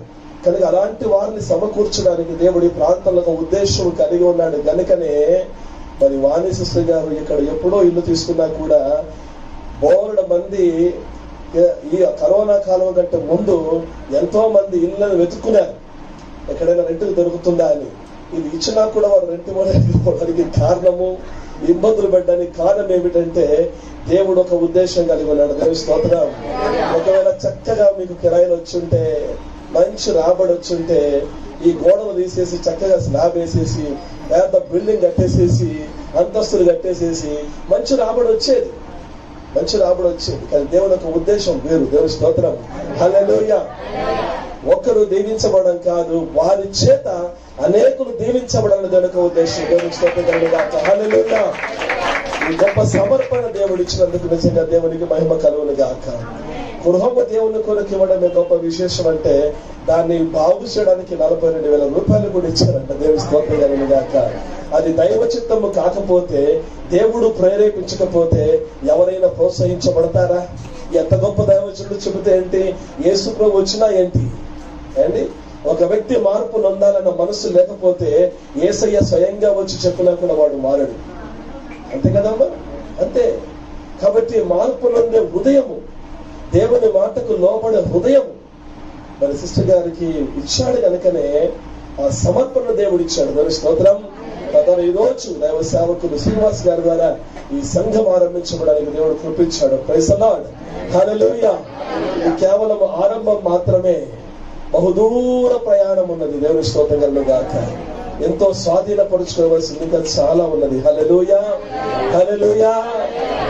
ఇలానా మోషే ఒకరోజు ఇశ్రాయేలు పెద్దలందరినీ పిలుచుకొని ప్రార్థన చేస్తుంటుండగా వారందరి మీదకి దేవుని ఆత్మ దిగి వచ్చినప్పుడు పాలెంలో కొంతమంది కూడా దేవుని ఆత్మతో నింపబడి ప్రవచిస్తున్నారంట. ఒకరు వచ్చి అరిశారంట, అయ్యగారు అక్కడ పాలెం కూడా కొంతమంది ప్రవచిస్తున్నారు, వారిని ఆపండి అయ్యా, ఇదిగో నీవు ఉన్నావు ఇక్కడ దైవజనుడు కాబట్టి నీ దగ్గర అందరు ఆత్మతో నింపబడి అందరు అభిషేకించబడి హల్లెలూయా చెప్పాలి, భాషలు మాట్లాడాలి, ఆత్మతో నింపబడాలి అంటే మోషే అన్నాడు, దేవుడు తన ప్రజలందరినీ నా వల్ల ప్రవర్తన చేయను గాక. దేవుని స్తోత్రం గాక. హల్లెలూయా, హల్లెలూయా. కనుక దైవ సేవకుడు ఉద్దేశం ఏంటంటే సంఘంలో ప్రతి విశ్వాసి కాదు, ప్రతి ఒక్కరు ఏం కావాలా, ఒక దైవ సేవకులే కావాలి. ప్రైజ్ ది లార్డ్, హల్లెలూయా. కనుక ఆ రీతిగా దేవుడు ఈ ప్రాంతంలో కూడా దైవజనుడు తీసుకుని వచ్చాడు. వారి ద్వారా దైవజనుడు ఎటువంటి గారు వారి అభిషేకం మీ అందరి మీద దిగి వచ్చి వారిలో నుంచి ఎలాగ సువార్త వ్యాపకం వచ్చారని వారి అంతిమ కోరికను మీరు మరి మనసులో పెట్టుకొని ప్రార్థన చేసి ప్రయాస పడుతున్నారు. అలాగే దైవ సేవకులు కూడా ఈ ప్రాంతంలో వారిలో నుంచి కూడా వారు కూడా ఒక ఎడ్మిన్గా మారుదురుగాక. దేవుని స్తోత్రం కలుగుగాక. హల్లెలూయా. దేవుడు అలాగే అనేక మందిని మోషే లాంటి వారిని లేపును గాక, యెహోషువ లాంటి వారిని లేపును గాక, కాలేబు లాంటి వారిని లేపును గాక. దేవునికి స్తోత్రం. ప్రేమైన దేవుని బిడ్డలారా, ఈ రోజు మరి ఈ ప్రాంతంలో ఈ యొక్క పరిచర్య ఆరంభించబడానికి ఇది దేవుని చిత్తము. ఈ రోజు మరి అనేక మంది రావాలి. దైవజనులకు హృదయము, మనస్సు. మరి నేను సునీతమ్మ గారు చెప్పినప్పుడు నాకు చాలా సంతోషం వేసింది. ఎంత ఉన్నతమైనటువంటి ఆలోచన కలిగినాడు కానీ దేవుని చిత్తం ఏంటో దేవుడు దాన్నే జరిగించాడు. ప్రైజ్ ది లార్డ్, హల్లెలూయా. ఎవరు దేవుని చిత్తంలో ఉన్నారో, ఏది దేవుని చిత్తంలో జరగాలో అది మాత్రమే దేవుడు జరిగిస్తా ఉన్నాడు. ప్రైజ్ ది లార్డ్, హల్లెలూయా. దేవుని కృపను బట్టి మరి దాదాపు మరి నేను కూడా బాంబే ప్రాంతంలో నాకు మెడికల్ బిజినెస్ ఉండేది, హోల్సేల్ అండ్ రిటైల్ షాప్ ఉండేది. 20 సంవత్సరాల క్రితం పెద్ద వ్యాపారం చేస్తా ఉన్నాను. దాదాపు చాలా సంవత్సరాలు వ్యాపారంలో కొనసాగుతుండగా దేవుని యొక్క చిత్తము నా చిన్ననాటే దాదాపు 5-6 సంవత్సరాల వయసులో ఉన్నప్పుడే మా తల్లి గారు ప్రభునందు యేసుక్రీస్తుని అంగీకరించి ఆమె మాది యాక్చువల్లీ వాస్తవానికి కరీంనగర్ జిల్లా ఆ సమయంలో సిరిసిల్ల పట్టణము, అక్కడ రక్షించబడి అక్కడ నుంచి బాంబేకి వెళ్ళింది. ఆ తర్వాత బాంబేలో అప్పటికి మా నాన్నగారు ఉన్నారు, అక్కడ డ్యూటీ చేస్తున్నారు. ఆయన చాలా భయంకర త్రాగుబోతుగా ఉండి మరి ఇంటికి డబ్బులు పంపించేవాడు కాదు. మా మమ్మీ మేము పద్మశాల నుంచి వచ్చాం కాబట్టి మార్కండే వంశం కాబట్టి అంటే గొప్పతనాన్ని చెప్పట్లేదు. మార్కండే వంశం అంటే పూజారులతో సహమానం. కనుక మా తల్లి ప్రతి రోజు కూడా గాయత్రి మంత్రాలు, విగ్రహాలు, పూజలు, పురస్కారాలు ఇంటి నిండా పెట్టుకొని బాగా కన్నీరు గార్చేదంట. ఎందుకంటే మా నాన్నగారు డబ్బులు పంపించట్లేదు, తాగుతా ఉన్నాడు, భయంకరంగా సంపాదిస్తున్నాడు కానీ ఒక పైసా పంపించట్లేదు. అలమటించుకుంటూ ఏడ్చుకుంటూ ప్రతి రోజు కూడా ఉపవాసాలు ఉంటుండగా ఒక రోజు ఒక దైవజనుడు మా ఇంటికి వచ్చి, అమ్మా ఇంతవరకు ఇన్ని పూజలు పురస్కారాలు చేశారు కదా, ఒక్కసారి యేసు ప్రభు కూడా ప్రార్థన చేయి, దేవుడు కార్యం చేస్తారంటే నాకు బోర్డు మంది ఉన్నారు, నాకు అక్కర్లేదని పంపించేసిందంట. ఆయన మాటికి రావడం ద్వారా ఒక రోజు అనుకుందంట, సరే ఇన్ని చేస్తున్నాను కదా ఇదొక్కసారి ప్రయత్నం చేస్తాను. అప్పటికి 3 సంవత్సరాలు అయిపోయింది, ఒక పైసా పంపించట్లేదు. భయంకరంగా మరి ఆ కాలంలో దాదాపు నేను 45 సంవత్సరాల కింద సంగతి చెబుతున్నాను. ఆ కాలంలో మరి తెలంగాణ ప్రాంతంలో ఎక్కువగా స్త్రీలు బీడులు చేసి బ్రతికేవారు అండి. అలాగా చేసి మమ్మల్ని పోషించేది మా తల్లిగారు.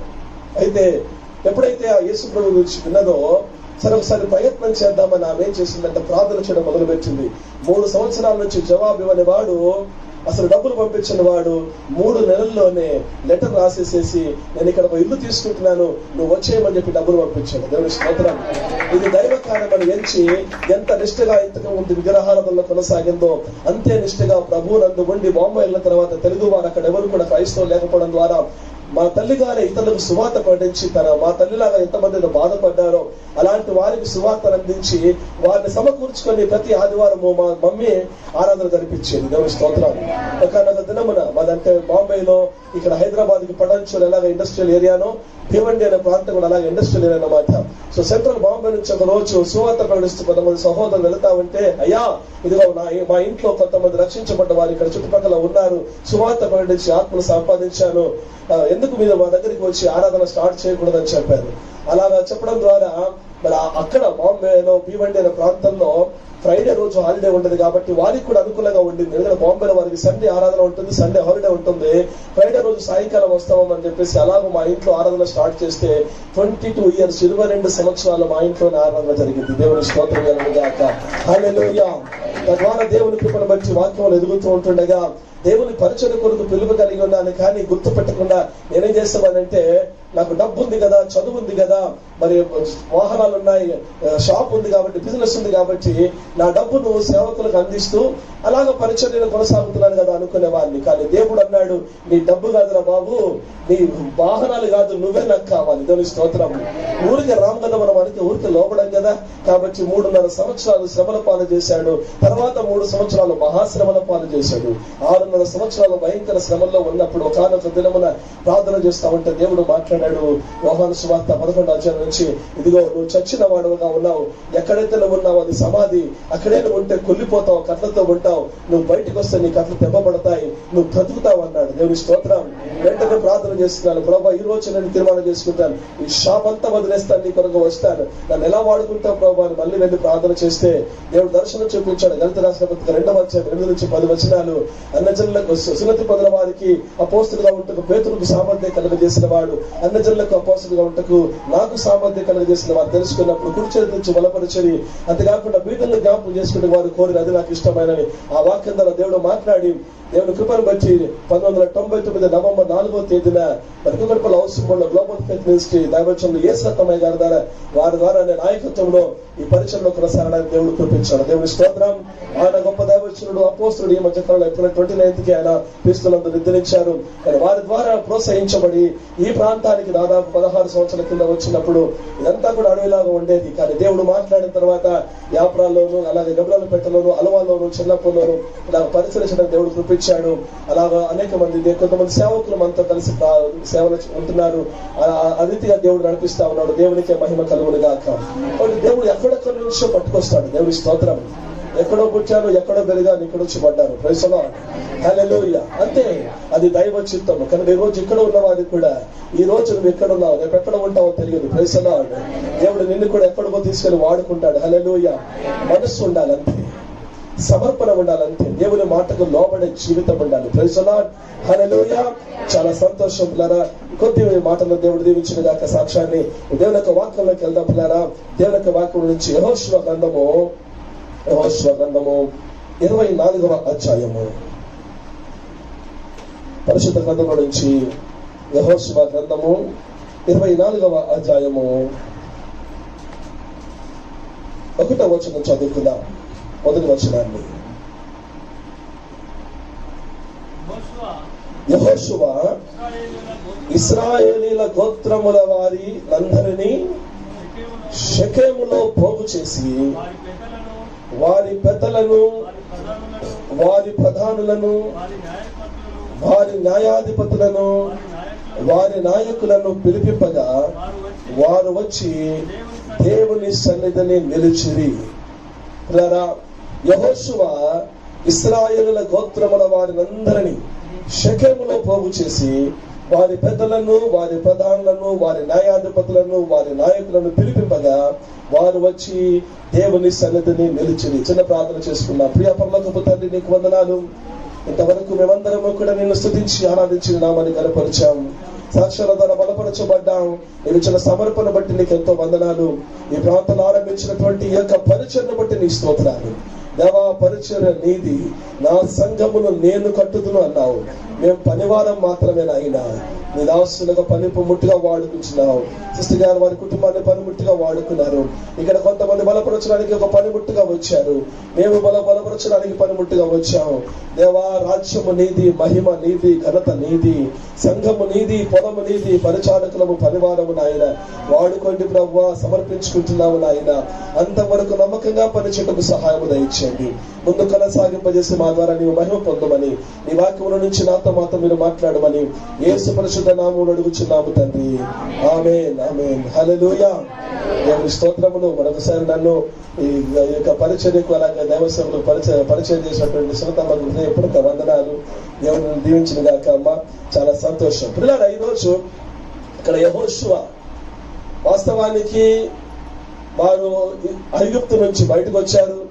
మోషే నాయకత్వంలో వారు ఎర్ర సముద్రమును దాటి మేఘములో నడిచి, అనగా వారు బాప్తిస్మం పొంది పరిశుద్ధాత్మను పొంది వారు వాగ్దానం చేసిన ప్రదేశము కొరకు స్వాస్థ్యం అనుభవించడానికి ప్రయాణం చేస్తూ వచ్చారు. ఆ తర్వాత మరి యెహోషువ కాలంలో యోర్దాను దాటారు, మరణాన్ని దాటి జీవంలోనికి ప్రవేశించారు. ఇక స్వాధీనపరుచుకోవలసినటువంటి ఆ దేశంలో ప్రవేశించి అప్పటికి చాలా యుద్ధాలు చేశారు. 24వ అధ్యాయం ఇది యెహోషువ గ్రంథంలో ఆఖరిలో ఉన్నటువంటి మాటలు ఇవి. అప్పటికే చాలా యుద్ధాలు చేశారు. ఎవరెవరు ఏ స్వాస్థ్యం ఏ ప్రాంతాలు వారికి ఇచ్చారో వాటిని జయించారు. ఇప్పుడు ఈ ఆఖరి అధ్యాయంలో ఇప్పుడు యెహోషువ ఏం చేస్తున్నాడంటే ఆ ప్రజలందరినీ, పెద్దలందరినీ, న్యాయాధిపతులందరినీ పిలిపించి షెకెమునకు పిలిపించారు. అక్కడ దేవుని సన్నిధిలో వెల్లనంపెను అని ఉంటుంది. వెల్లనంపెను 24వ అధ్యాయము 28వ వచనము. అప్పుడు యెహోషువ ప్రజలను తమ సేవకులు ఒక్కొక్కరిని పోగు చేయాలి. ఏం చేయాలమ్మా? పోగు చేయాలి అందరినీ. హల్లెలూయా. సో అలా అందరినీ పోగు చేసుకొచ్చాడంట యెహోషువ. అందరిని పోగు చేసుకుని వచ్చి షెకెము తీసుకొచ్చాడు. దేవునికి వాక్యం చెబుతుంది, వారు షెకెమునకు వచ్చినప్పుడు దేవుని సన్నిధిలో నిలిచింది. దేవుని స్తోత్రం. ఆ షెకెము పరిశుద్ధాత్మ దేవుడు రాయిస్తున్నాడు, అది దేవుని సన్నిధి. ఎక్కడ వారు సమకూర్చబడ్డారో, ఎక్కడ పోగు చేయబడ్డారో, ఎక్కడ అందరూ కలిసి వచ్చారో, ఒక చోటికి చేరారో, అది దేవుని సన్నిధి. Praise the Lord. ఈ షెకెము అనే మాట మొట్టమొదటిగా బైబిల్ పరిశుద్ధ గ్రంథంలో ఎక్కడ మనకు కనబడుతుందంటే మొదటిసారిగా ఆదికాండము 12వ అధ్యాయము 6వ వచనం నుంచి చదవండి ఒకసారి. ఆదికాండము 12వ అధ్యాయము 6వ వచనం. అప్పుడు అబ్రహాము షెకెమునందలి ఒక స్థలము దాకా ఆ దేశ సంచారము చేసి మోరే దగ్గర సింధూర వృక్షము వద్దకు చేరెను. అప్పుడు కనానీయులు ఆ దేశమును నివసించింది. యెహోవా అబ్రాహామునకు ప్రత్యక్షమై నీ సంతానమునకు ఈ దేశం ఇచ్చిందని చెప్పగా అతడు తనకు ప్రత్యక్షమైన యెహోవాకు ఒక బలిపీఠమును కట్టెను. దేవుని స్తోత్రం. షెకెములో మొదటిసారిగా అబ్రహాము బలిపీఠమును కట్టెను. దేవుని స్తోత్రం. ఇలా షెకెము ఎలాంటి ప్రదేశం అంటే అక్కడ మొట్టమొదటిగా బైబిల్ గ్రంథంలో దాని గురించి రాయబడినప్పుడు అక్కడ ఒక బలిపీఠము కట్టబడుతుంది. బలిపీఠం అనగా ప్రార్థన. దేవుని స్తోత్రము. ఎక్కడ 2-3 నా నామములో ప్రార్థన చేయటకు కూడి ఉంటారో వారి మధ్యలో నేను ఉంటాను. ఆయన ఉన్న స్థలమే దేవుని సన్నిధి, ఆయన ఉన్న స్థలమే దేవుని సంఘము. ఎక్కడ 2-3 ఆయన నామములో కూడుకుంటారో అదే దేవుని సంఘము. దేవుని స్తోత్రం. హల్లెలూయా. అది షెకెము అని ఒక వాక్యం చెబుతుంది. అక్కడ బలిపీఠంలో అనగా ప్రార్థన ఉన్నది. షెకెములో ఏముంటుందంటే బలిపీఠం ఉంటుంది. దేవుని సంఘంలో, దేవుని మందిరంలో ఇక్కడ ఒక మందిరం ఆరంభించబడింది, ఇక్కడ పరిచర్య ఆరంభించబడింది, ఇక్కడ జనులు పోగు చేయబడతారు. ఇక్కడ ఏముంటుంది అంటే ఇక్కడ ప్రార్థన ఉంటుంది. దేవుని స్తోత్రం. ఇక్కడ బలిపీఠం ఉంటుంది. హల్లెలూయా. దేవునికి బలులర్పించే స్థలం ఇది, దేవునికి మొక్కుబడులు చెల్లించే స్థలం ఇది, అనేకులు కూడి వచ్చి ప్రార్థన చేసే స్థలం అది. అందుకే ప్రభు అన్నాడు, నా మందిరము సమస్త అన్నజనులకు ప్రార్థన మందిరం అనబడును. దేవుని స్తోత్రం. ఇక్కడ అనేకులు వచ్చి ప్రార్థన చేసే స్థలం ఇది షెకెము పిల్లరా.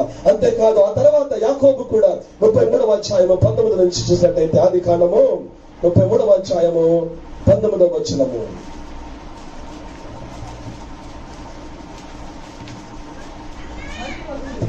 మరియు అతడు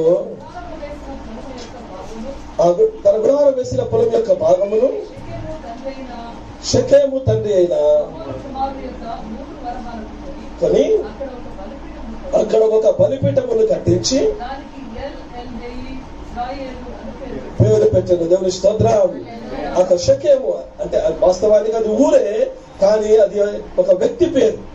బైబిల్లో చాలా స్థలాల్లో ఆ స్థలానికి ఆ వ్యక్తిని బట్టి పేరు వచ్చింది, ఆ దేశానికి వ్యక్తిని బట్టి పేరు వచ్చింది. షెకెము కూడా ఒక వ్యక్తే. ఆ షెకెములకు వచ్చినప్పుడు యాకోబు కూడా ఏం చేస్తున్నాడమ్మా, బలిపీఠమును కడుతున్నాడు. అలాగే అక్కడ ప్రార్థన స్టార్ట్ చేశాడు. దేవుని స్తోత్రం కదా. పరిచర్య ఆరంభించడం అంటే ప్రార్థన ఆరంభించడం. ఇద్దరు ముగ్గురిని పోగు చేసి అక్కడ కూడుకొని దేవుని సన్నిధిలో ప్రార్థించి వారి యొక్క బలులు అర్పించడము. దేవుని స్తోత్రం. కనుక ఆ షెకెములో ఏం జరుగుతుందంటే, అనగా దేవుని మందిరములో, దేవుని సన్నిధిలో, దేవుని సంఘములో మొట్టమొదటిగా ప్రార్థన జరుగుతుంది అక్కడ. దేవుని స్తోత్రం. ప్రార్థన జరగడం మాత్రమే కాదు, 35వ అధ్యాయానికి మనం వెళితే 1 నుంచి 4 వచనాలు, ఆదికాండం 35వ అధ్యాయము 1 నుంచి 4 వచనాలు. దేవుడు యాకోబుతో, నీవు లేచి బేతేలునకు వెళ్ళి అక్కడ నివసించి నీ సహోదరుడైన ఏశావు ఎదుట నుండి నీవు పారిపోయినప్పుడు నీకు కనబడిన దేవునికి అక్కడ బలిపీఠము కట్టుమని చెప్పగా, యాకోబు తన ఇంటి వారితోనూ తన యొద్దనున్న వారందరితోనూ మీ యొద్దనున్న అన్య దేవతలను పారవేసి మిమ్మును మీరు శుచిపరచుకొని మీ వస్త్రములను మార్చుకొని మనము లేచి బేతేలునకు వెళదాము. నా శ్రమ దినమున నాకు ఉత్తరమిచ్చి నేను వెళ్ళిన మార్గమున నాకు తోడయుండిన దేవునికి బలిపీఠమును అక్కడ కట్టదని చెప్పాను. వారు తమ యొద్దనున్న అన్య దేవతలన్నిటినీ తమ చెవులనున్న పోగులను యాకోబులకు అప్పగింపగా, యాకోబు షెకెము దగ్గరనున్న మస్తకి వృక్షము కింద వాటిని దాచిపెట్టాను. దేవునికి స్తోత్రం కదా. యాకోబును దేవుడు దర్శించి, ఇదిగో నేను నీకు ఎక్కడ ప్రత్యక్షమయ్యానో బేతేలుకు రమ్ము, అక్కడ ఒక బలిపీఠము కట్టమని చెప్పినప్పుడు తన ఇంటి వారి దగ్గరికి వెళ్ళి దేవుడు నాతో మాట్లాడాడు, మనం బేతేలుకు వెళదాము, అక్కడ ఒక బలిపీఠము కడదాము, అయితే మనల్ని మనం పరిశుద్ధపరుచుకుందాం, మనం శుద్ధి చేసుకుందాం అన్నాక. ఏమి శుద్ధి చేయడానికి అనుకున్నాడంటే, వాళ్ళ దగ్గర బంగారపు పోగులు ఉన్నాయంట, దేవతలు విగ్రహాలు కూడా ఉన్నాయంట. యాకోబు కుటుంబంలో యాకోబు ఇంట్లో ఏమున్నాయమ్మా, దేవతలు ఉన్నాయంట, విగ్రహాలు ఉన్నాయంట. ఎక్కడి నుండి వచ్చినాయి ఆ విగ్రహాలు? యాకోబును దేవుడు బేతేలులో దర్శించినప్పుడు ఇది దేవుని మందిరమే కానీ వేరొకటి కాదని చెప్పి, నీవే నా దేవుడవై ఉంచావని చెప్పి తీర్మానం చేసుకున్నాడే. యాకోబు దేవుడే, యెహోవా దేవుడే. ఆ యెహోవా దేవుని నమ్మినటువంటి యాకోబు ఇంటిలో విగ్రహాలు ఎక్కడి నుండి వచ్చినాయి? రాహేలు తీసుకొచ్చింది. దేవుని స్తోత్రం. ఎక్కడి నుండి పట్టుకొచ్చిందమ్మా? తండ్రి ఇంటి నుండి పట్టుకొచ్చింది కదా.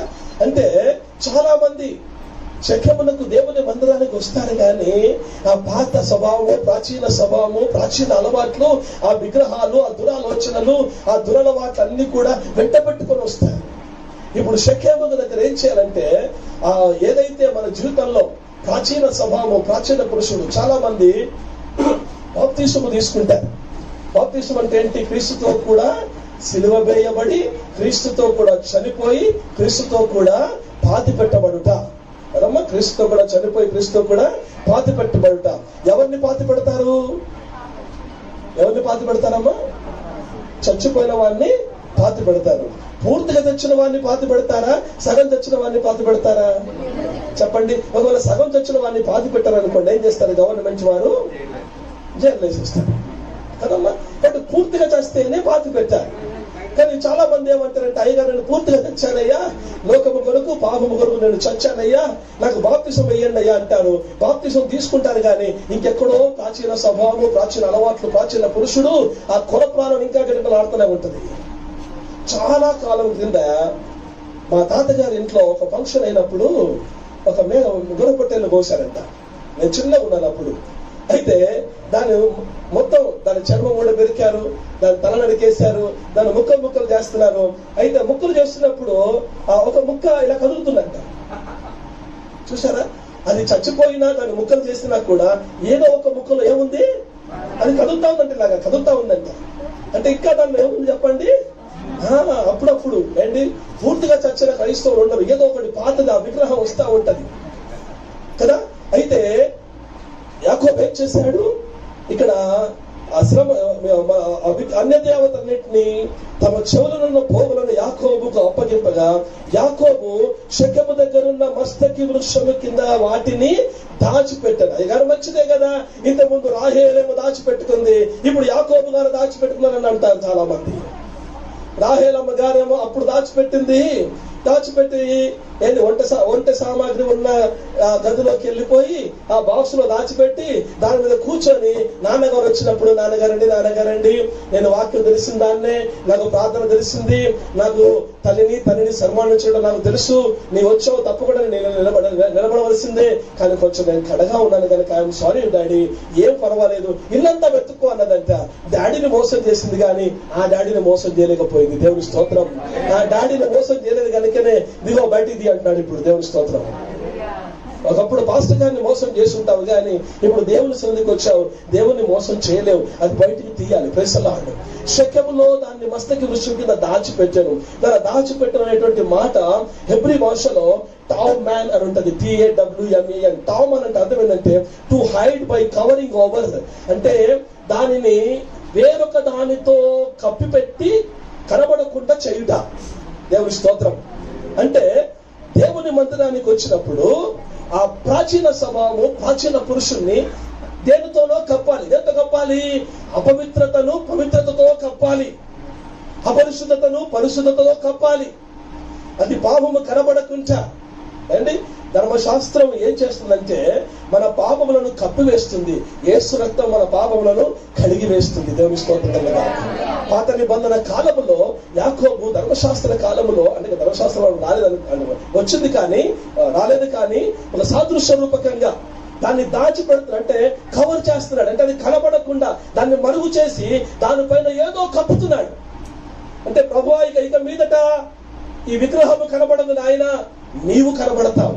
పాపము కనబడదు ప్రభువా, పరిశుద్ధత కనబడుతుంది. చెడుతనము కనబడదు ప్రభువా, మంచితనం కనబడుతుంది కదా. సో దాన్ని కప్పివేయుట. సో షెకెములో అది కప్పివేయబడాలా, అది బాధి పెట్టబడాలి. దేవుని స్తోత్రం. దేవుని మందిరానికి వచ్చిన వాడు ప్రార్థన చేస్తున్నప్పుడు పాపాలను ఒప్పుకొని యేసు క్రీస్తు రక్తముతో దాన్ని కప్పివేయాలి. దేవుని స్తోత్రం. హల్లెలూయా. ఇప్పుడు ప్రభు తండ్రి అయిన దేవుడు మనల్ని చూసినప్పుడు మనం పాపులమే, మనం పాపము క్రియలు చేసిన వారమే, మనము పాపములో పుట్టిన వారమే, కానీ యేసుక్రీస్తు రక్తముతో కప్పబడ్డాము గనుక ఆయన పరలోక రాజ్యానికి చేర్చినప్పుడు మన అంతరంగంలో ఉన్న పాపాన్ని చూడడు కానీ దాన్ని కప్పినటువంటి యేసు రక్తాన్ని చూసి ఆ రక్తాన్ని బట్టి ఆ పరలోక రాజ్యంలో ప్రవేశం కలగజేస్తాడు. దేవుని స్తోత్రం. ఇది మనము ఒకవేళ ఈ రోజు నేను దొంగతనం చేశాను, రేపు నా పాపాన్ని ఒప్పుకున్నాను, దొంగతనాన్ని మానుకోలేను కదా. నేను చేసిన దాన్ని తీసివేయగలనా? నేను వెనక్కి వెళ్ళగలనా? నేను వెనక్కి వెళ్ళి ఈ రోజు దొంగిలించి వెళ్ళిపోయాను, రేపు మళ్ళీ నేను ఈ వెనక్కి వచ్చి ఈ దొంగిలించకుండా వెనక్కి రాగలనా? రాలేను. ఏం చేస్తున్నాను? దానిని యేసు రక్తంతో కప్పివేస్తున్నాను. దేవుని స్తోత్రం.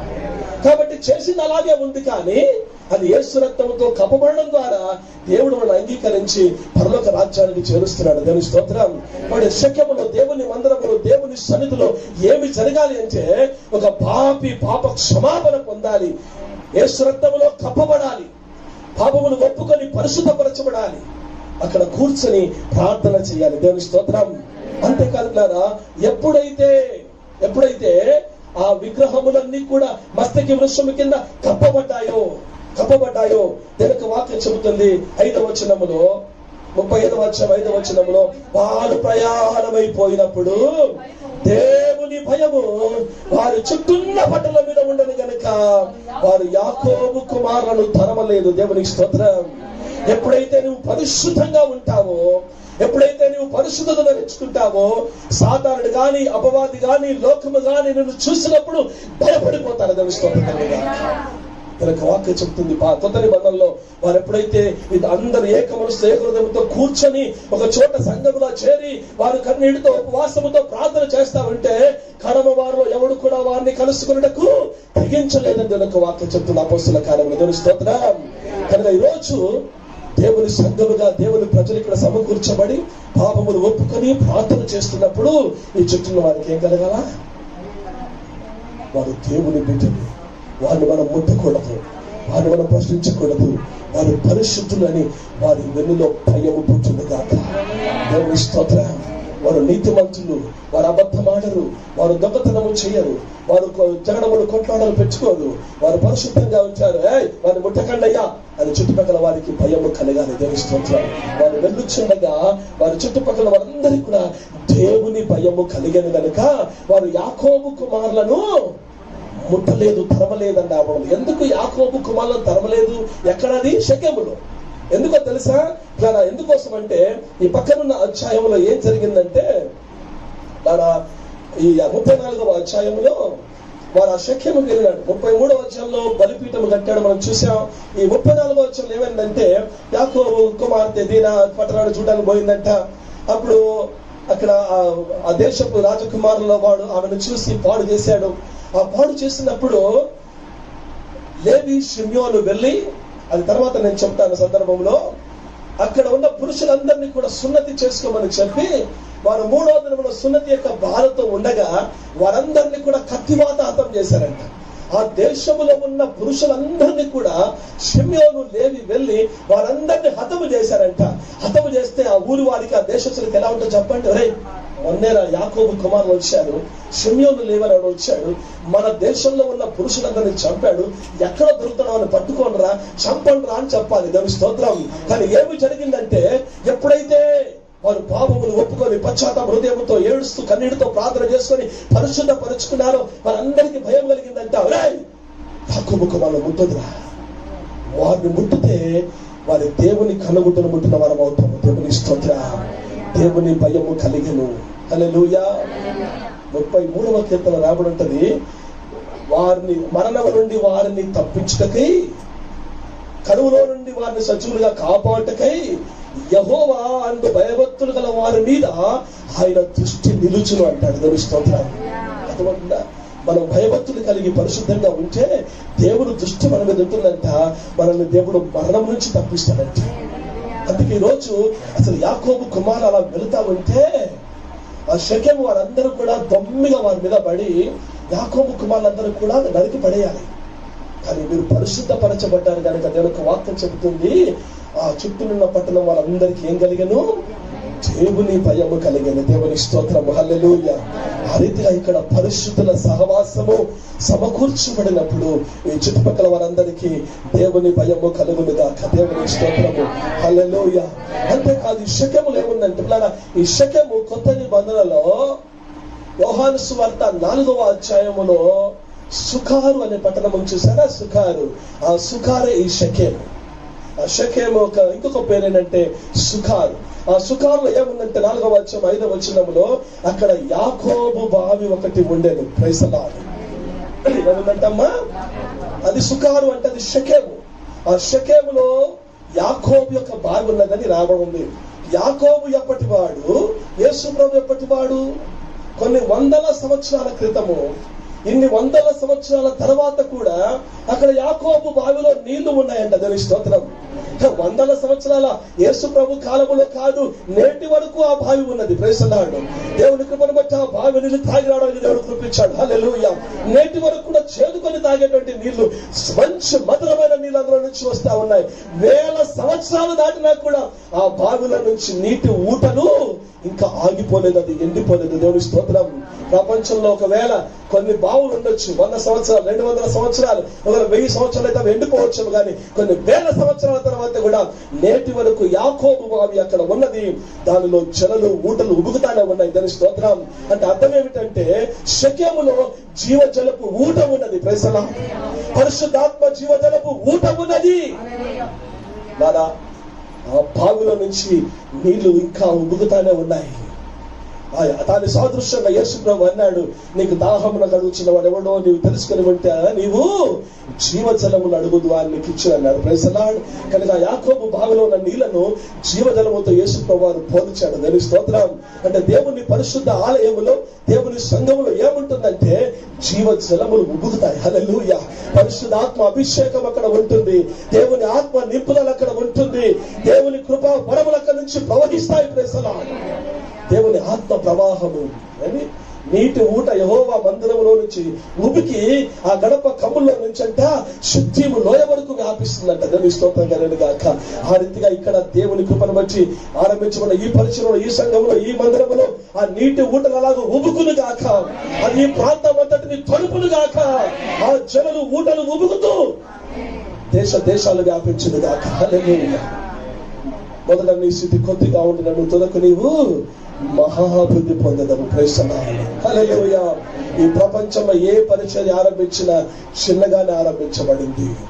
నువ్వు ఏ అమెరికా వెళ్ళాలన్నా, ఆస్ట్రేలియా వెళ్ళాలన్నా, లండన్ వెళ్ళాలన్నా నువ్వు ఇంట్లో నుంచి మొదటి కాలుతో అడుగు పెట్టాలి. దేవుని స్తోత్రం కదా.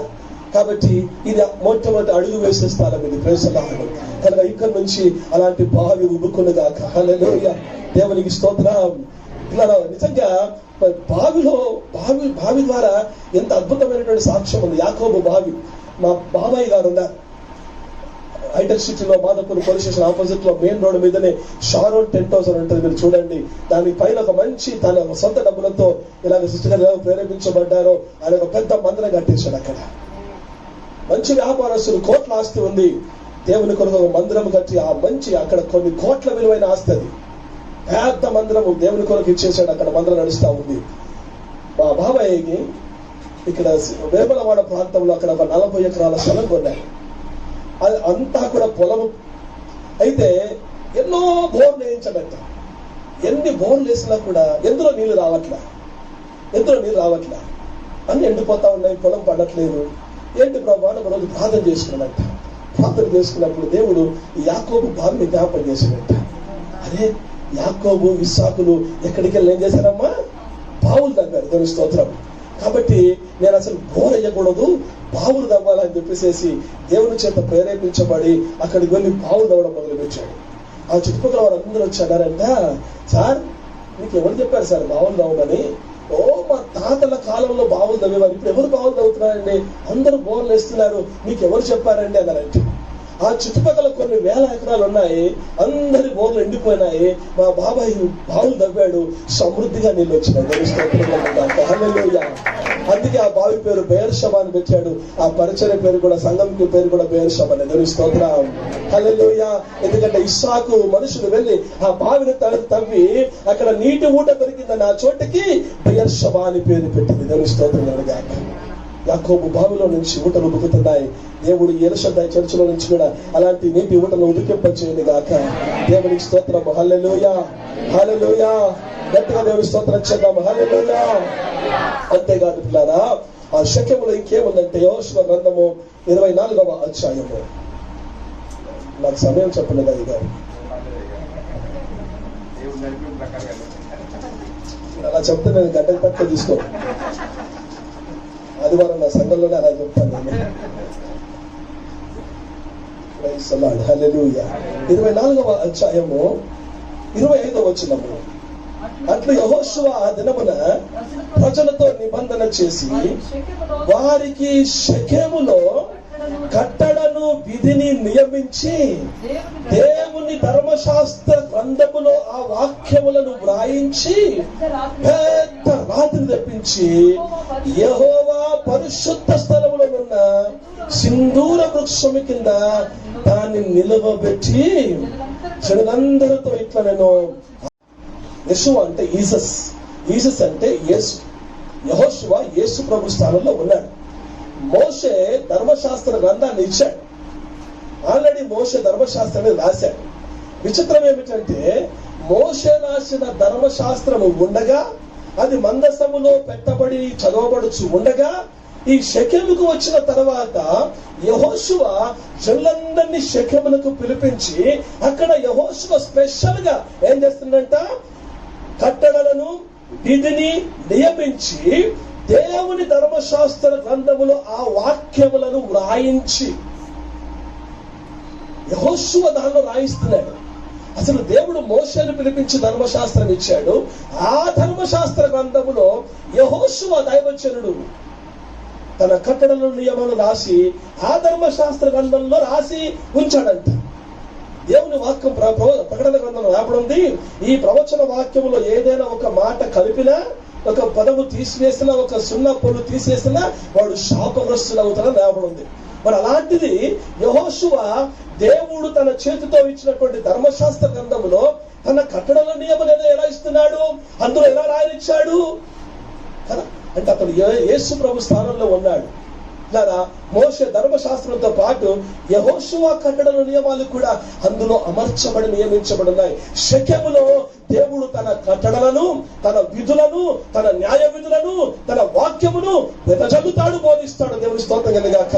దైవ సేవకుని అభిషేకించి ప్రవచనాత్మతో నింపి ఆ దేవుని వాక్యం నుంచి నూతన మర్మములు తెలియజేసి దాన్ని స్థిరపరుస్తాడు. ఆ సేవకుని నోటి మాట నేను రూఢిపరుస్తాను. దేవుని స్తోత్రం.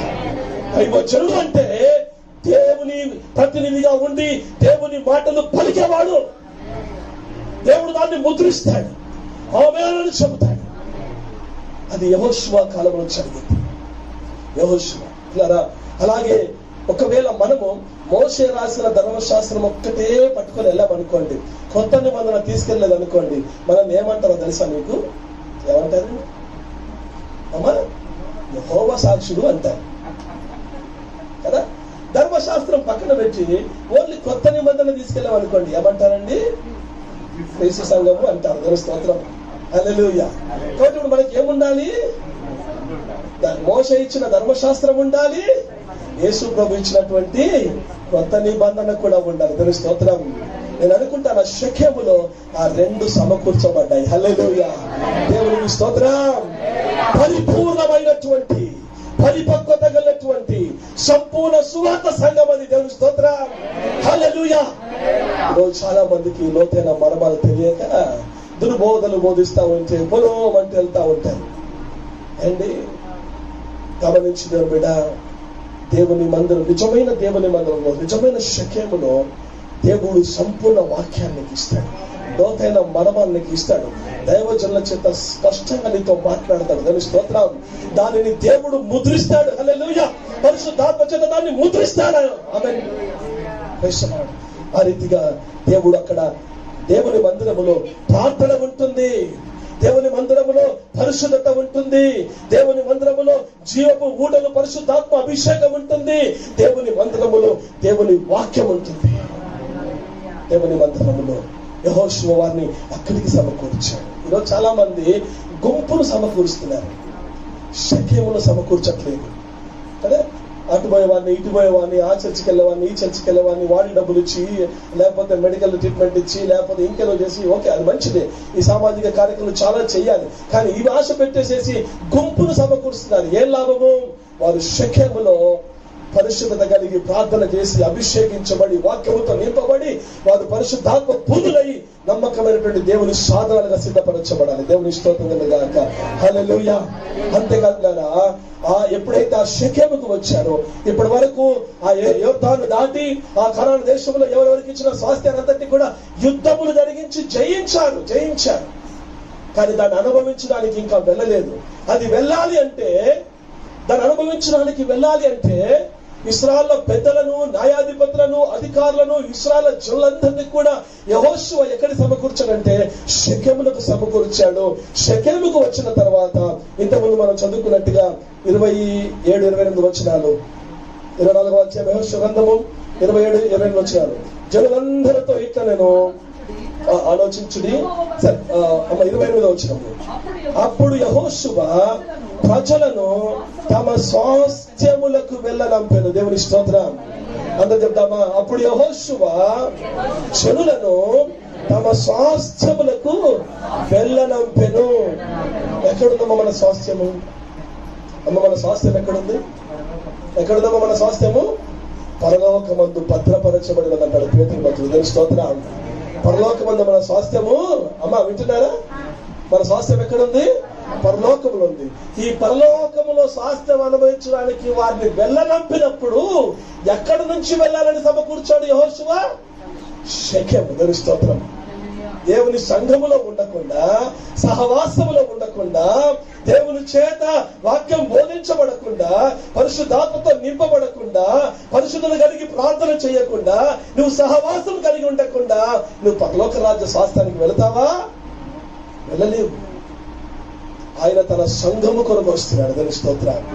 కాబట్టి నువ్వు పరలోకము స్వాస్థ్యము సంపాదించాలంటే దేవుని సంఘములో ఉండాలి. క్రైస్తవులు కదా, దేవుని సంఘానికి ఎందుకు రావాలి? పరలోక రాజ్యం వెళ్ళడానికి. అందుకే యాకోబు కూడా ఆ బేతేలును దేవుని మందిరం అని చెప్పి పరలోకపు గవిని ఇదే అన్నాడు. దేవుని స్తోత్రం. ఆ సంఘమే పరలోకమునకు మార్గం. ఇక్కడికి రానివాడు అక్కడికి రాలేడు. దేవుని సంఘములో ఇమర్చబడని వాడు, అమర్చబడని వాడు పరలోకములో కూడా ఇమర్చబడడు, అమర్చబడడు. చాలా మంది ఎలా ఉంటారంటే ఏమి విశ్వాసమో, ఏమి ఆత్మీయతనో, ఏం భక్తి నేర్చుకున్నారో, ఎంత తుచ్చమైనటువంటి విశ్వాసం అర్థం కాదు. కొన్నిసార్లు కొన్ని సంఘాల్లో పాస్టర్ గారు చెప్తా ఉంటారన్న, ఒకసారి వచ్చి మా సంఘంలో వాక్యం చెప్పండి అన్న. ఏమైంది బ్రదర్ అంటే, ఇదిగో మా సంఘంలో 2 గుంపులు అయినాయి. ఈ గుంపు వారు అంటున్నారంట, వారు వస్తే మేము చర్చికి రాము, వీరంటారంట వారు వస్తే మేము చర్చికి రాము. నేను అన్నాను, మరి వారు పరలోకం పోతే వారు వస్తే నేను పరలోకం రాను అంటారా? కదా. అంటే ఏమి నేర్చుకుంటున్నారు సంఘము, ఎలా పోషించబడుతున్నారు ఆత్మీయ జీవితంలో కదా. కనుక దేవుని సంఘమునకు రాలేని వాడు పరలోక రాజ్యానికి కూడా అర్హులు కాలేడు. కాబట్టి ఆ స్వాస్థ్యం అనుభవించడానికి సాగనంపుతున్నప్పుడు, వెళ్ళనంపుతున్నప్పుడు యెహోషువ ఏం చేశాడంటే అందరినీ షెకెమునకు రప్పించాడు. అది దేవునికి వాక్యం చెబుతుంది. అది దేవుని యెహోవా పరిశుద్ధ స్థలం. అది దేవుని స్తోత్రం. ఈ పరిశుద్ధ స్థలంలోనికి రాలేని వాడు ఆ అతి పరిశుద్ధ స్థలానికి కూడా రాలేడు. ఆ పరలోకంలో ఉన్న అతి పరిశుద్ధ స్థలానికి కూడా రాలేడు. దేవుని స్తోత్రం. దైవ సేవకుడు ఏం చేస్తున్నాడంటే నిన్ను సంపూర్ణంగా క్రీస్తునందు సంపూర్ణంగా చేసి ప్రభువు దగ్గర నిన్ను నిష్కలంకురాలైన పవిత్రాలైన కన్యకగా నిలబెట్టడానికి ఇక్కడ వాక్యము చేత, ప్రార్థన చేత, పరిశుద్ధాత్మ అభిషేకము చేత, ప్రవచనము చేత నిన్ను సిద్ధపరుస్తున్నాడు. కనుక నీవు ఇక్కడికి వస్తేనే అక్కడికి యోగ్యంగా నిలబడతావు. దేవుని స్తోత్రం. ఇక్కడికి వచ్చి నువ్వు సిద్ధపరచబడకపోతే అక్కడికి నీవు వెళ్ళలేవు. దేవుని బిడ్డ, ఒక్కసారి గుర్తు పెట్టుకో, ఇది దేవుని పరిశుద్ధ స్థలము. అసలు షెకెము అంటే అర్థం ఏమిటంటే భుజము, షోల్డర్, భుజము. భుజము అంటే భరించేది, భారము, బరువు మోసేది. అందుకే ఇశ్రాయేలు అందరూ కూడా ఐగుప్తులో నుంచి కానానుకు వెళుతున్నప్పుడు 19వ అధ్యాయం నిర్గమకాండంలో ప్రభు అంటాడు, గద్ద రెక్కల మీద మిమ్మల్ని ఎట్లు మోసుకొని వచ్చుతున్నావు అంటాడు. దేవుని స్తోత్రం. అనగా పరలోక రాజ్యానికి వెళ్ళడానికి నా భుజం మీద మిమ్మల్ని మోసుకొని వెళుతున్నాను. ఆ భుజమే దేవుని సంఘము, అదే షెకెము. దేవుని స్తోత్రం. ఇక్కడికి వస్తే ప్రభు నిన్ను తన భుజం మీద మోసుకొని ఆ పరలోక రాజ్యానికి ఎత్తుకొని పోతాడు. దేవుని స్తోత్రం గాక. హల్లెలూయా. కనుక ప్రతి వాడు కూడా దాని ఒక వాక్యం చెబుతుంది. ఎందుకు నేను ఇంతకు చెప్పాను కదా, ఆ షెకెము వారు అక్కడ వాడు ఎప్పుడైతే ఆ పరిశుద్ధ పరుచుకున్నారో, విగ్రహములను పాతి పెట్టినారో, ప్రభువుకు పరిశుద్ధ పరుచుకొని శుద్ధి చేసుకున్నారో, వారందరికి ఎందుకు భయం కలిగిందంటే ఆ షెకెమే అందరినీ మోసుకొని పరలోక రాజ్యం చేర్చే స్థలం ఎందుకు అయిందంటే, యాకోబు కుమార్తె దీనా అక్కడికి వెళ్ళినప్పుడు వాడు మోహించి ఆమెని పాడు చేసినప్పుడు ఆ యాకోబు కుమారులైనటువంటి షిమ్యోను, లేవి ఘోరమైనటువంటి కోపంతో నిండుకున్నప్పుడు వారు ఏమంటారంటే, ఇదిగో 34వ అధ్యాయము 34వ అధ్యాయము ఆది కాండము, దయచేసి కొద్దిగా మాట నేను ముగిస్తాను. 34వ అధ్యాయము 13వ వచనం నుంచి మనం చదివితే, దయచేసి చదవడానికి సమయం లేదు కనుక నేను చెబుతాను. అక్కడ వారు ఏమంటారంటే, అయ్యా మరియు షెకెము 11వ వచనము, మరియు షెకెము మీ కటాక్షము నా మీద రానివిడి, మీరేమి అడుగుతున్నారు అది ఇచ్చుదను, ఓలియు కట్నమును ఎంతైనా అడుగుడి, మీరు అడిగినంత ఇచ్చుదను, మీరు ఆ చిన్నదాన్ని నాకు ఈడని ఆమె తండ్రితో ఆమె సహోదరులతో చెప్పాను. అయితే తమ సహోదరి అయిన దీనాను అతడు చెరిపినందున యాకోబు కుమారులు షెకెముతోను అతని తండ్రి అయిన హమోరుతోను కపటముగా ఉత్తరమిచ్చే అనినదేమనగా, మేము ఈ కార్యము చేయలేము, సున్నతి చేయించుకొనని వారికి మా సహోదరుని ఇయ్యలేము, అది మాకు అవమానమగును. మీలో ప్రతి పురుషుడు సున్నతి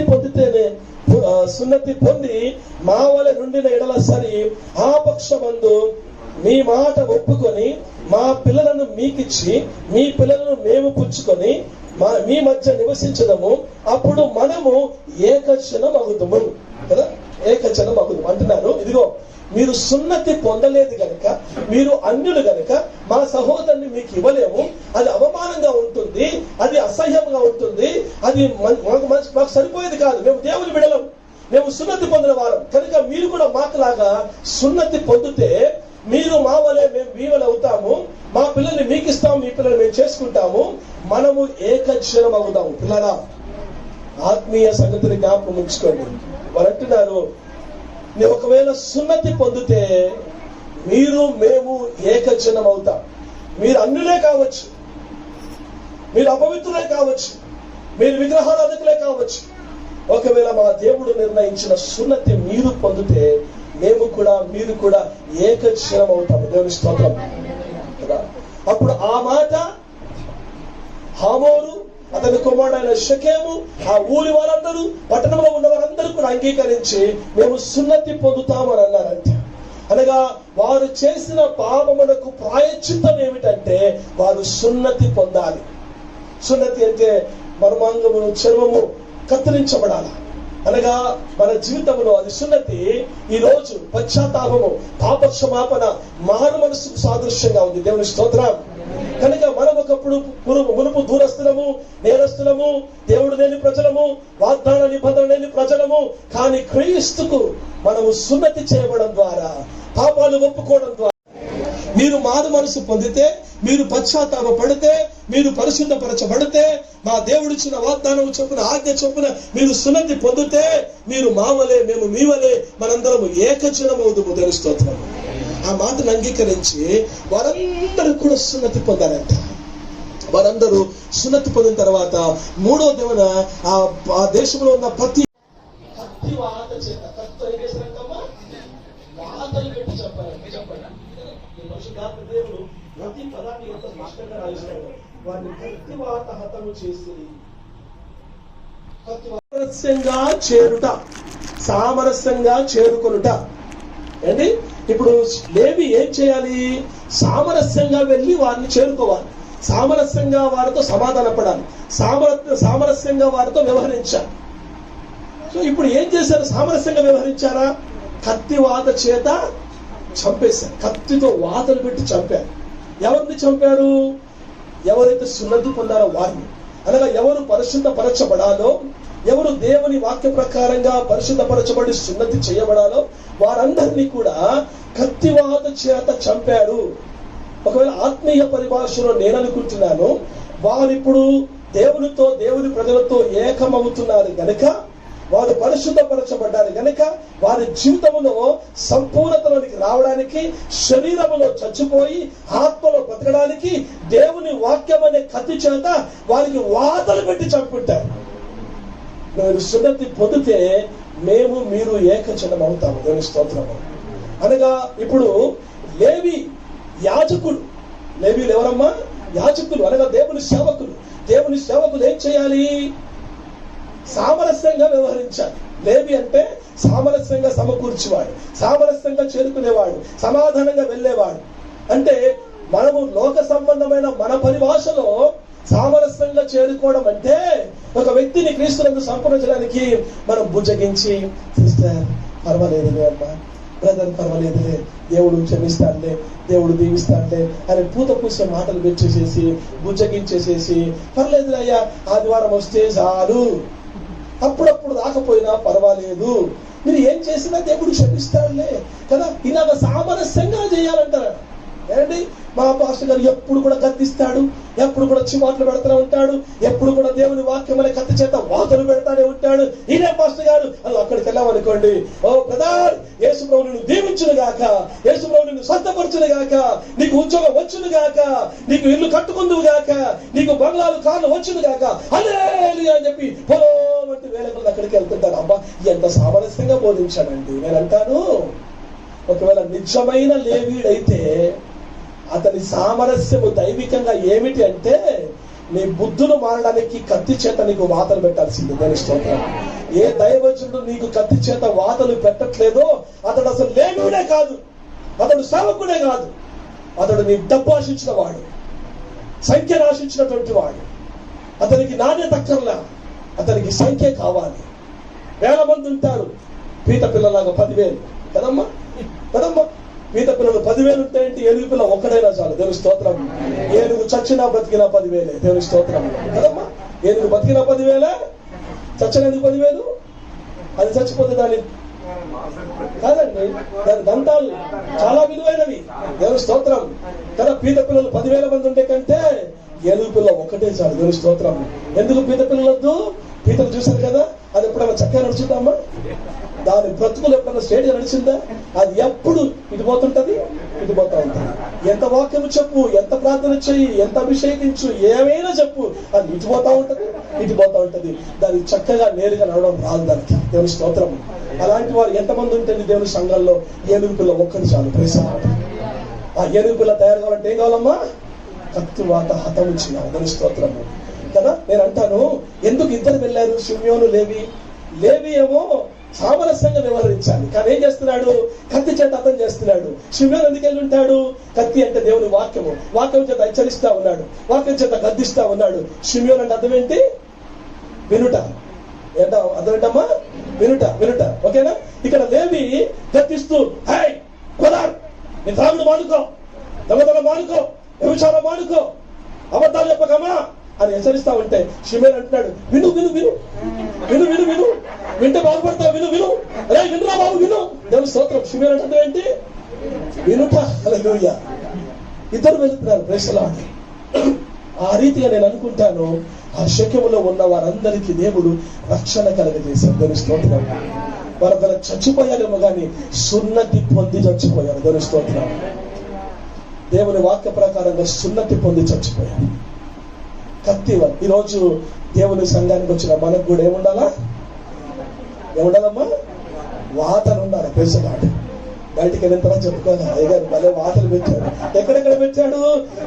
ఊరికే బదిలేదాన్ని, నేను చాలా బూతు మాటలు మాట్లాడేదాన్ని. ఈ రోజు వాక్యం చేత నా మూతి మీద వాతలు పెట్టాడు పాస్టర్ గారు, దేవుని స్తోత్రం గాక. ఎప్పుడు చూసినా కూడా సినిమాలు చూసేది, ఈ కళ్ళు ఎప్పుడు కూడా సీరియల్ చూసేది, నా కళ్ళకైన వాతలు పెట్టాడు. కాళ్ళకు చేతులకు ఎన్ని వాతలు పడతాయో ఇప్పుడు మనకు, దేవుని స్తోత్రం గాక. నడవకూడదు చోట నడిచాము, అక్కడ వాతలు పడాలి. చేయకూడని పని చేసాం, చేతులకు వాతలు పడాలి. చూడకూడదని చూసాం, కళ్ళకు వాతలు పడాలి. మాట్లాడకూడని మాటలు మాట్లాడడం, నోటికి వాతలు పడాలి. ఎన్ని వాతలు ఉంటే అంత పరిశుద్ధపరచబడతాం. వాతలు పెట్టబడాలి, దేవుని స్తోత్రం గాక. ఎందుకంటే దేవుని వాక్యము బలము గలదై, రెండంచుల వాడికైన కడ్డము, ఎటువంటి కడ్డముకైనను కడ్మ కట్టను బలమైనదై కదా. అది కీళ్లను మూలుగులు విభజించినంత మట్టుకు దూర్చు, హృదయం యొక్క ఆలోచనలు తలపులను శోధించుచున్నది. అది కత్తి దూసుకొని పోయి నీకు వాతలు పెట్టి మారు మనసు వస్తే గాని నువ్వు పరలోక రాజ్యం చేరలేవు. అది ఎక్కడ జరుగుతుందంటమ్మా? శక్యములో జరుగుతుంది, దేవుని స్తోత్రం. హల్లెలూయా. ఈ పరిచయలో అలాంటి వాతలు పెట్టబడుతుంది కాక, దేవుని స్తోత్రం. చాలా మంది ఈరోజు వాతలు పెడితే ఎవరు ఉంటారు? పాస్టర్ గారు వాతలు పెడితే అందరూ పోతారు. ఇక్కడి నుంచి మరో అక్కడికి కూడా పోతాడు, ఇక్కడికి వచ్చినాడు అక్కడికి కూడా వస్తాడు, దేవుని స్తోత్రం. నిజమైన క్రైస్తవుడు వాతలు పెట్టబడడానికి ఇష్టపడతాడు. నిజమైన దైవజనుడు వాతలు పెడతాడు, ప్రైజ్ ది లార్డ్. దేవుని దృష్టిలో ఏ దైవజనుడు, ఏ లేవీయుడు, ఏ యాజకుడు కత్తి వాత పెడతాడో అతడే సామరస్యంగా పనిచేసిన వాడు. అలాగా వాతలు పెట్టని వాడు దేవునికి విరోధంగా పనిచేసిన వాడు. ఈరోజు ప్రజలు కూడా ఏం కోరుకుంటున్నారు? అలాంటి వారిని కోరుకుంటున్నారు, దేవుని స్తోత్రం.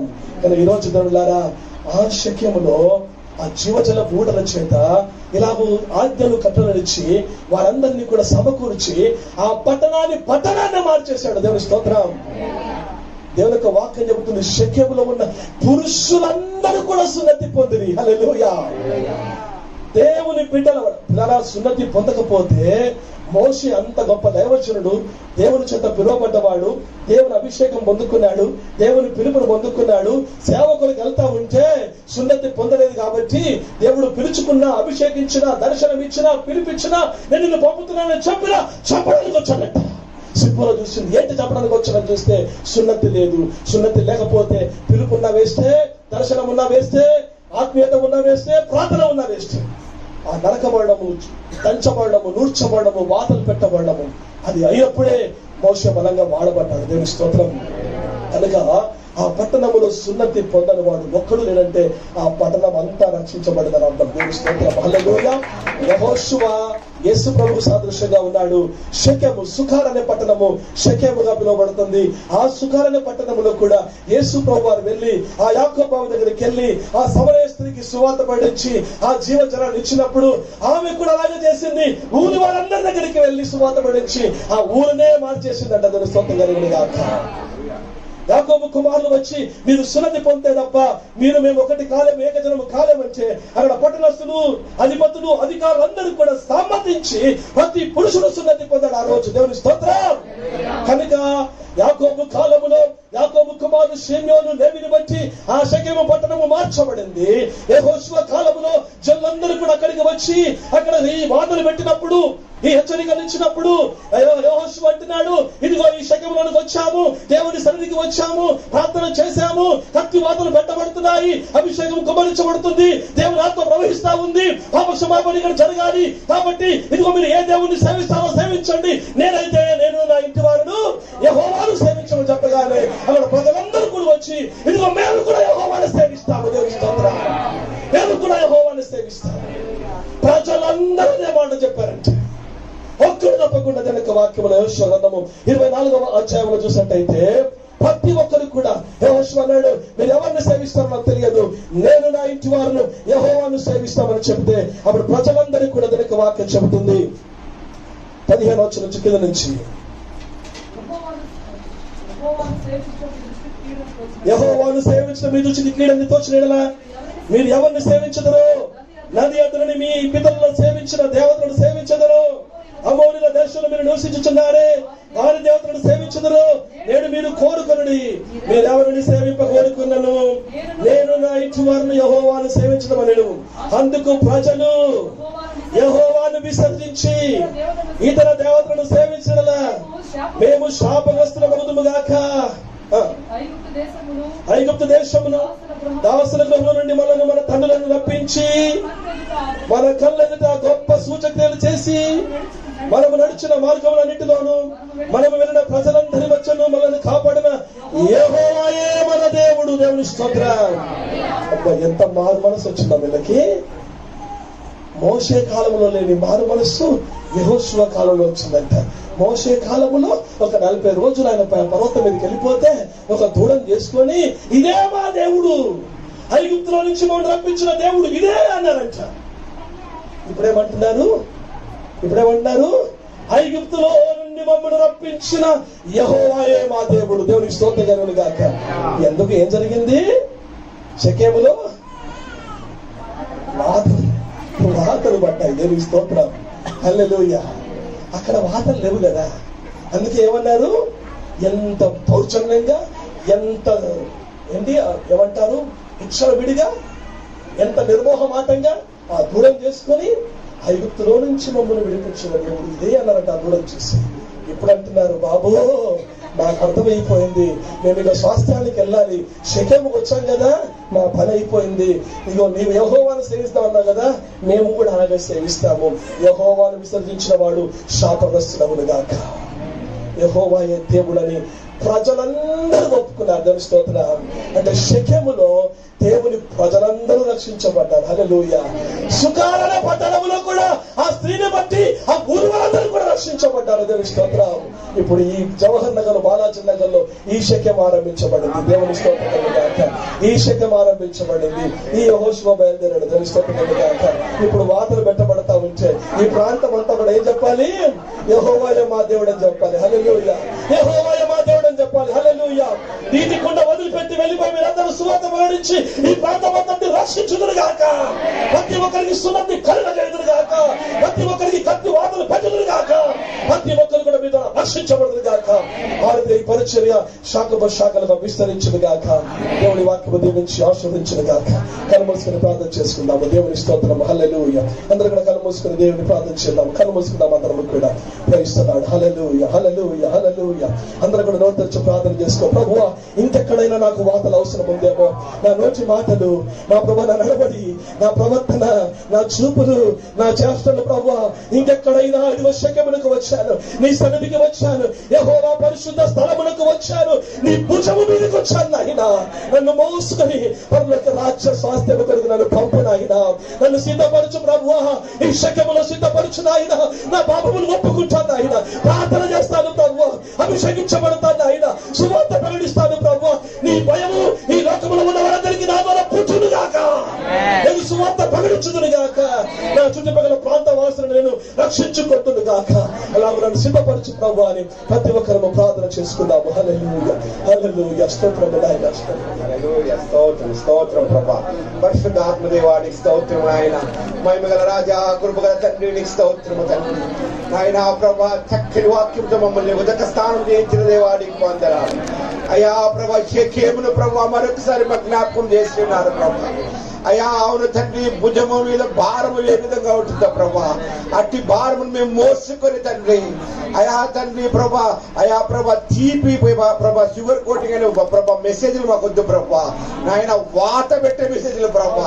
మేము మార్పు చెందే వర్తమానము తండ్రి. మా జీవితాలు మార్చబడే అయా వర్తమానం మాకు కావాలి తండ్రి. మా బ్రతుకులు మార్చబడే వర్తమానం మాకు కావాలి. మా బుద్ధి మార్చబడే వర్తమానం మాకు కావాలి. మా ఆలోచన వైఖరి మార్చబడే వర్తమానం మాకు కావాలి ప్రభా. మా బతుకులు మార్చబడాలి, మా జీవితాలు మార్చబడాలి, మా కుటుంబాలు మార్చబడాలి, మా కాలనీలు మార్చబడాలి, మా బస్తీలు మార్చబడాలి. ఈ ప్రభా ఇక్కడ ఉన్న జవహర్ నగర్ కాలనీ, బాలాజీ నగర్ మార్చబడను గాక. పరిశుద్ధాత్మదేవ, ఇది కేవలము పరిశుద్ధాత్మ వలన జరుగున తండ్రి. నీ కార్యం ఇక్కడ జరిగించండి ప్రభా. చక్కని మేసి ప్రభా వర్తమానంతో ప్రభా, దైవదాసులు ప్రభా మీరు అభిషేకించి ప్రభా, అయా రెండంచెల గడ్డము ప్రభా. అయా విన్న వారందరూ కూడా ఆశీర్వదింపబడ్డాం. వీరిని వదిలేసే వాక్యము కాదు తండ్రి. మా జీవితంలో అనువదించుకొని నాయన ఇది ప్రభా మా జీవితంలో ప్రభా నేర్చుకొని ప్రభా దాన్ని ఆచరించే క్రైస్తవులుగా మమ్మల్ని చేయమని అడుగుతున్నాం. నీ కృప చూపించండి నాయన, మమ్మల్ని బలపరచండి, స్థిరపరచండి ప్రభా. నాయన ఈ సంఘాన్ని అభివృద్ధిలో సమృద్ధిలో నింపమని యేసు నామములో అడుగుతున్నాం తండ్రి. చాలా వార్తలు అయితే పడ్డాయి. హల్లెలూయా. మంచిది, వార్తలు మన బ్రతుకులు మార్చబడుతుంది. ఏదైనా మనం మార్పు లేనిదే అయ్యగారు చెప్పినట్టు యేసు ప్రభు వచ్చినా మార్పు లేదనుకోండి వేస్ట్. ఎవరు చెప్పినా అయ్యగారు కానీ ఆ విక్రమయ్య గారు కానీ ఎవరు చెప్పినా మార్పు అనేది మనలో ఉండాలి. హల్లెలూయా. మంచిది, మంచి పేరు పెట్టారు అయ్యగారు, షకేలు. మంచి షకేలు మనం ఉన్నాం, ఆరాధనలో ఉన్నాం. హల్లెలూయా. ఇక్కడ దేవుని సన్నిధి ఉంది. దేవుని స్తోత్రం. మరి అయ్యగారిని పరిచయం చేసిన అంటే నిన్న సిస్టర్ సునీత విక్రమ్ గారితో మాట్లాడినప్పుడు లైక్ మైండెడ్ అని ఒక మాట తను ఉపయోగించారు. సేవ భారము, సేవకుల కొరకు, నశించిపోతున్న ఆత్మల కొరకు. బ్రదర్ మీలాగే మనలాగే భారం కలిగిన ఒక అన్న ఉన్నారు, అన్నని పరిచయం చేస్తారని ఫోన్లో తను మాట్లాడుతూ నాకు ఇచ్చింది. మాట్లాడినప్పుడు అయ్యగారు మన దగ్గరికి వచ్చారు. అయ్యగారికి వచ్చి గట్టిగా మన తప్పకుండా హల్లెలూయా, హల్లెలూయా. ఈ సమయంలో మరి అయ్యగారు పరిచయం చేసిన సకీనా సిస్టర్, సునీత వాక్యంలోకి వెళ్ళిపోయాం. సో సునీత విక్రమ్ సిస్టర్ గారిని ఆహ్వానిస్తున్నాను, కొన్ని గ్రీటింగ్స్ చెప్పాలని కనిపిస్తారు. మాస్టర్ గారికి నా వందనాలు. ఇప్పటి వరకు చక్కని వర్తమానం ద్వారా మనం బలపరచబడ్డాం. ఈ షకేము దేవుడు ఎందుకు ఇక్కడ ఆరంభించాడు ఇప్పుడు మనందరికి అర్థమైంది కదా. ఈ ప్రాంతాన్ని దేవుడు చాలా ప్రేమిస్తున్నాడు. మరి ఈ ప్రాంతంలో అనేక సంఘాలు ఉన్నాయి, కానీ శ్రీనివాస్ పాస్టర్ గారి ద్వారా మరి ఆ కుటుంబం ద్వారా ఇక్కడ కొన్ని ఆత్మలు రక్షించబడాలనే దేవుని ప్రణాళిక. ఆ ప్రణాళిక ఈ దినాన ఆరంభమైంది. మరి ఎవరెవరైతే ఈ యొక్క మొదటి ఆరంభ దినాల్లో ఉన్నారో మరి రాకడ పర్యంత వరకు కూడా ఇటు రీతిగానే ఇదే మనసుతో ఇదే భారం కలిగి షకేంలో వాక్యం ద్వారా బలం పొందుకుంటూ ఎన్ని వార్తలు పడుతూ ఉన్నా కానీ వాటన్నిటిని కూడా ప్రేమతో స్వీకరించి చక్కగా ఆధ్యాత్మిక జీవితంలో ఎదుగుతూ అనేకుల్ని ఈ శక్యంలోనికి నడిపించాలని హృదయపూర్వకం కోరుకుంటూ మరి ఒక మారు పాస్టర్ గారికి హృదయపూర్వక శుభాకాంక్షలు తెలియజేస్తూ ఓకే. మరి ఒక మారు మేము దేవుని చిత్తం ఇక్కడికి వచ్చినప్పుడు ఇంతకంటే ఈ ప్లేస్ సరిపోకూడదు, ఇంకా ఫీల్ అయిపోవాలి, ఇంకా ఇంకా ఇంకా అనేక నూతన ఆత్మలు నడిపించబడాలి. అటు రీతిగా అన్న చెప్పినట్లుగా ఈ యొక్క సంఘ పరిచయంలో దేవుడు గొప్ప అభివృద్ధిని శాఖోపశాఖలుగా దేవుడు ఆశీర్వదించాలని హృదయపూర్వకంగా కోరుకుంటూ ఈ మాటలు ముగిస్తున్నాను. Thank you. Sister Sunitha Vikram garu, అయ్యగారు షాకీం గురించి బాగా గట్టిగా వాక్యం చెప్పిస్తుంటే పేరు కూడా బాగా చేశారు సిస్టర్. హల్లెలూయా, హల్లెలూయా. ఎంతమంది సంతోషంగా ఉన్నారు? గట్టిగా హల్లెలూయా చెప్తాను. హల్లెలూయా. అందరు లేచి నిలబడినట్లయితే ముగింపు ప్రార్థన చేసుకుందాం. అందరు లేచి నిలబడినట్లయితే మనం ముగింపు ప్రార్థన చేసుకుందాం. సో ఈ సంఘానికి ఆలోచనలు ఉన్నాయి, ప్రణాళికలు ఉన్నాయి, కానీ ముందుకు రావాలి. కాబట్టి వాణి రవీంద్రనాథ్ గారు ముందుకు వచ్చి మరి అన్ని విషయాల్లో మరి మనకు సహాయం చేశారు. పుస్తకాలు వచ్చినట్టే ముగింపు ప్రార్థన మనం నడిపిస్తాం. హల్లెలూయా. దేవుడు మంచి దేవుడు ఎల్లప్పుడూ. హల్లెలూయా. మంచి ఆత్మీయ ఆహారం తిన్నాం కదండి. అందరూ బాగా చాలా బాగుంది అన్నారా? అనండి. అయ్యగారు చాలా బాగుందని చెప్పండి. అయ్యగారు చాలా బాగుంది.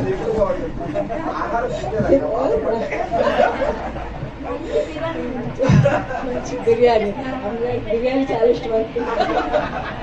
దేవునికి స్తోత్రం. ఇంత మహిమకరంగా చేయడం దేవుని వల్లనే జరిగిందండి. ఇంత మంచి దైవజనుల్ని సిస్టర్ గారిని నడిపించడం అకస్మాత్ ఇక్కడ మన ప్రణాళికలు ఏమీ లేవు. ఇక్కడ కేవలం దేవుని నామము ఆయన మహిమపరచుకోవడానికే మనందరినీ ఒక సాధనాలుగా వాడుతున్నారు. దాన్ని బట్టి దేవునికి వందనాలు చెల్లిద్దాం, స్తోత్రం చెల్లిద్దాం.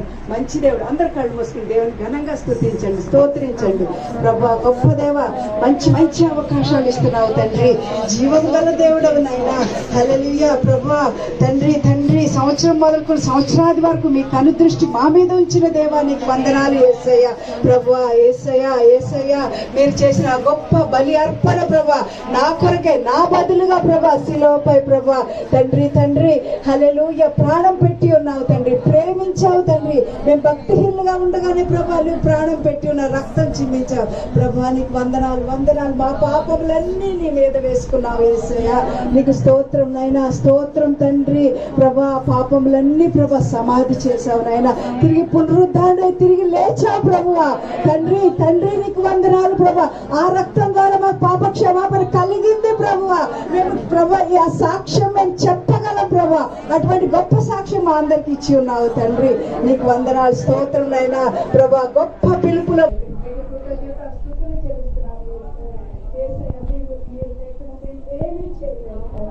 మీరు మాతో ఉన్నారు కాబట్టి ప్రభా మీకు వందనాలు, స్తోత్రం చెల్లిస్తున్నా ప్రభా. స్తుతులు చెల్లిస్తున్నా ప్రభా.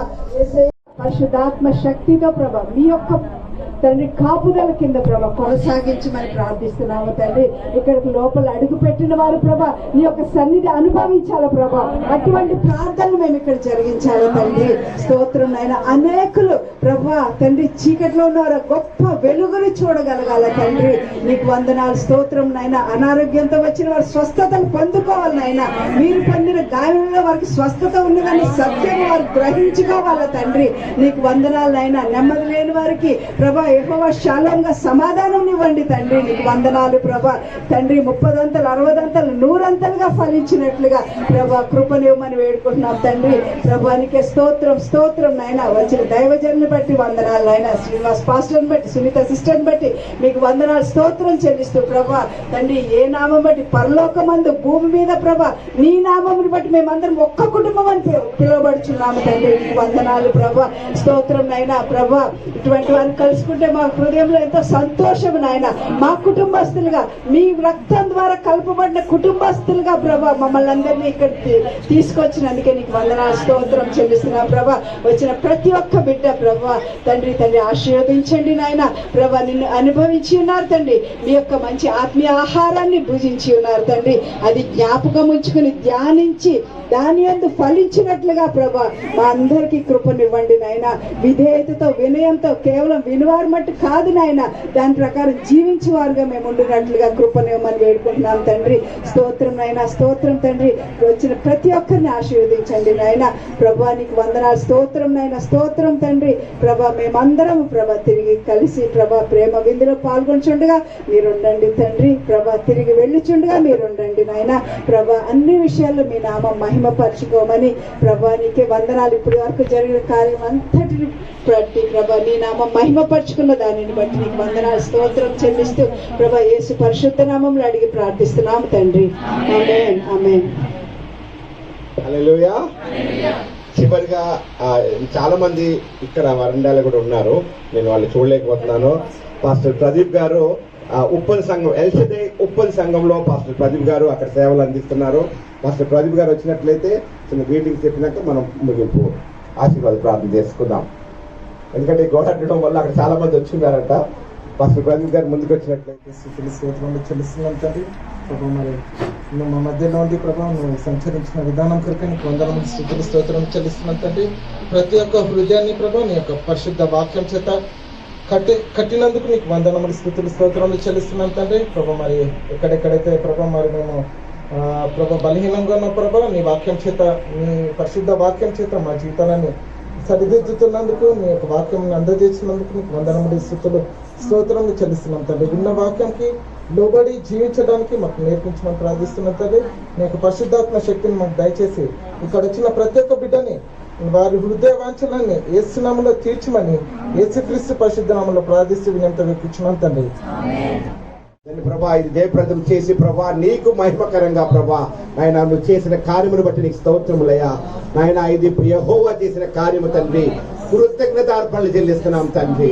అయ్యా ఊహించిన దానికంటే ఆశించిన దానికంటే అత్యధికంగా చేసి ఉన్నావు ప్రభా. మాకు చాలిన దేవానికి వందనాలు నాయన, మాకు చాలిన దేవుడవు తండ్రి. ఈ రీతిగా మేము ఊహించలేదు ప్రభా. నిన్న దినాన్న ప్రభా నీ ప్రణాళిక ఆల్రెడీ ఉంది ప్రభా, నువ్వు ప్రణాళిక చేసి ఉన్నావు తండ్రి. ఇది యెహోవా వల్ల కలిగిన కార్యమని ప్రభా రూఢిగా మేము నమ్ముతున్నాం తండ్రి.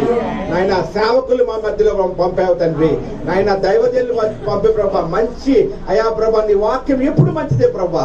మరి ఆ వాక్యాన్ని జ్ఞాపకం చేస్తూ మాకు ప్రభా మేము ఎక్కడ మారాలో మాకు అక్కడ వాతలు పెడుతూ ప్రభా ఆత్మీయ ఆహారంలో బలపరిచిన విధానం బట్టి నీకు వందనాలు, నీ శక్తిని బట్టి నీకు స్తోత్రములు.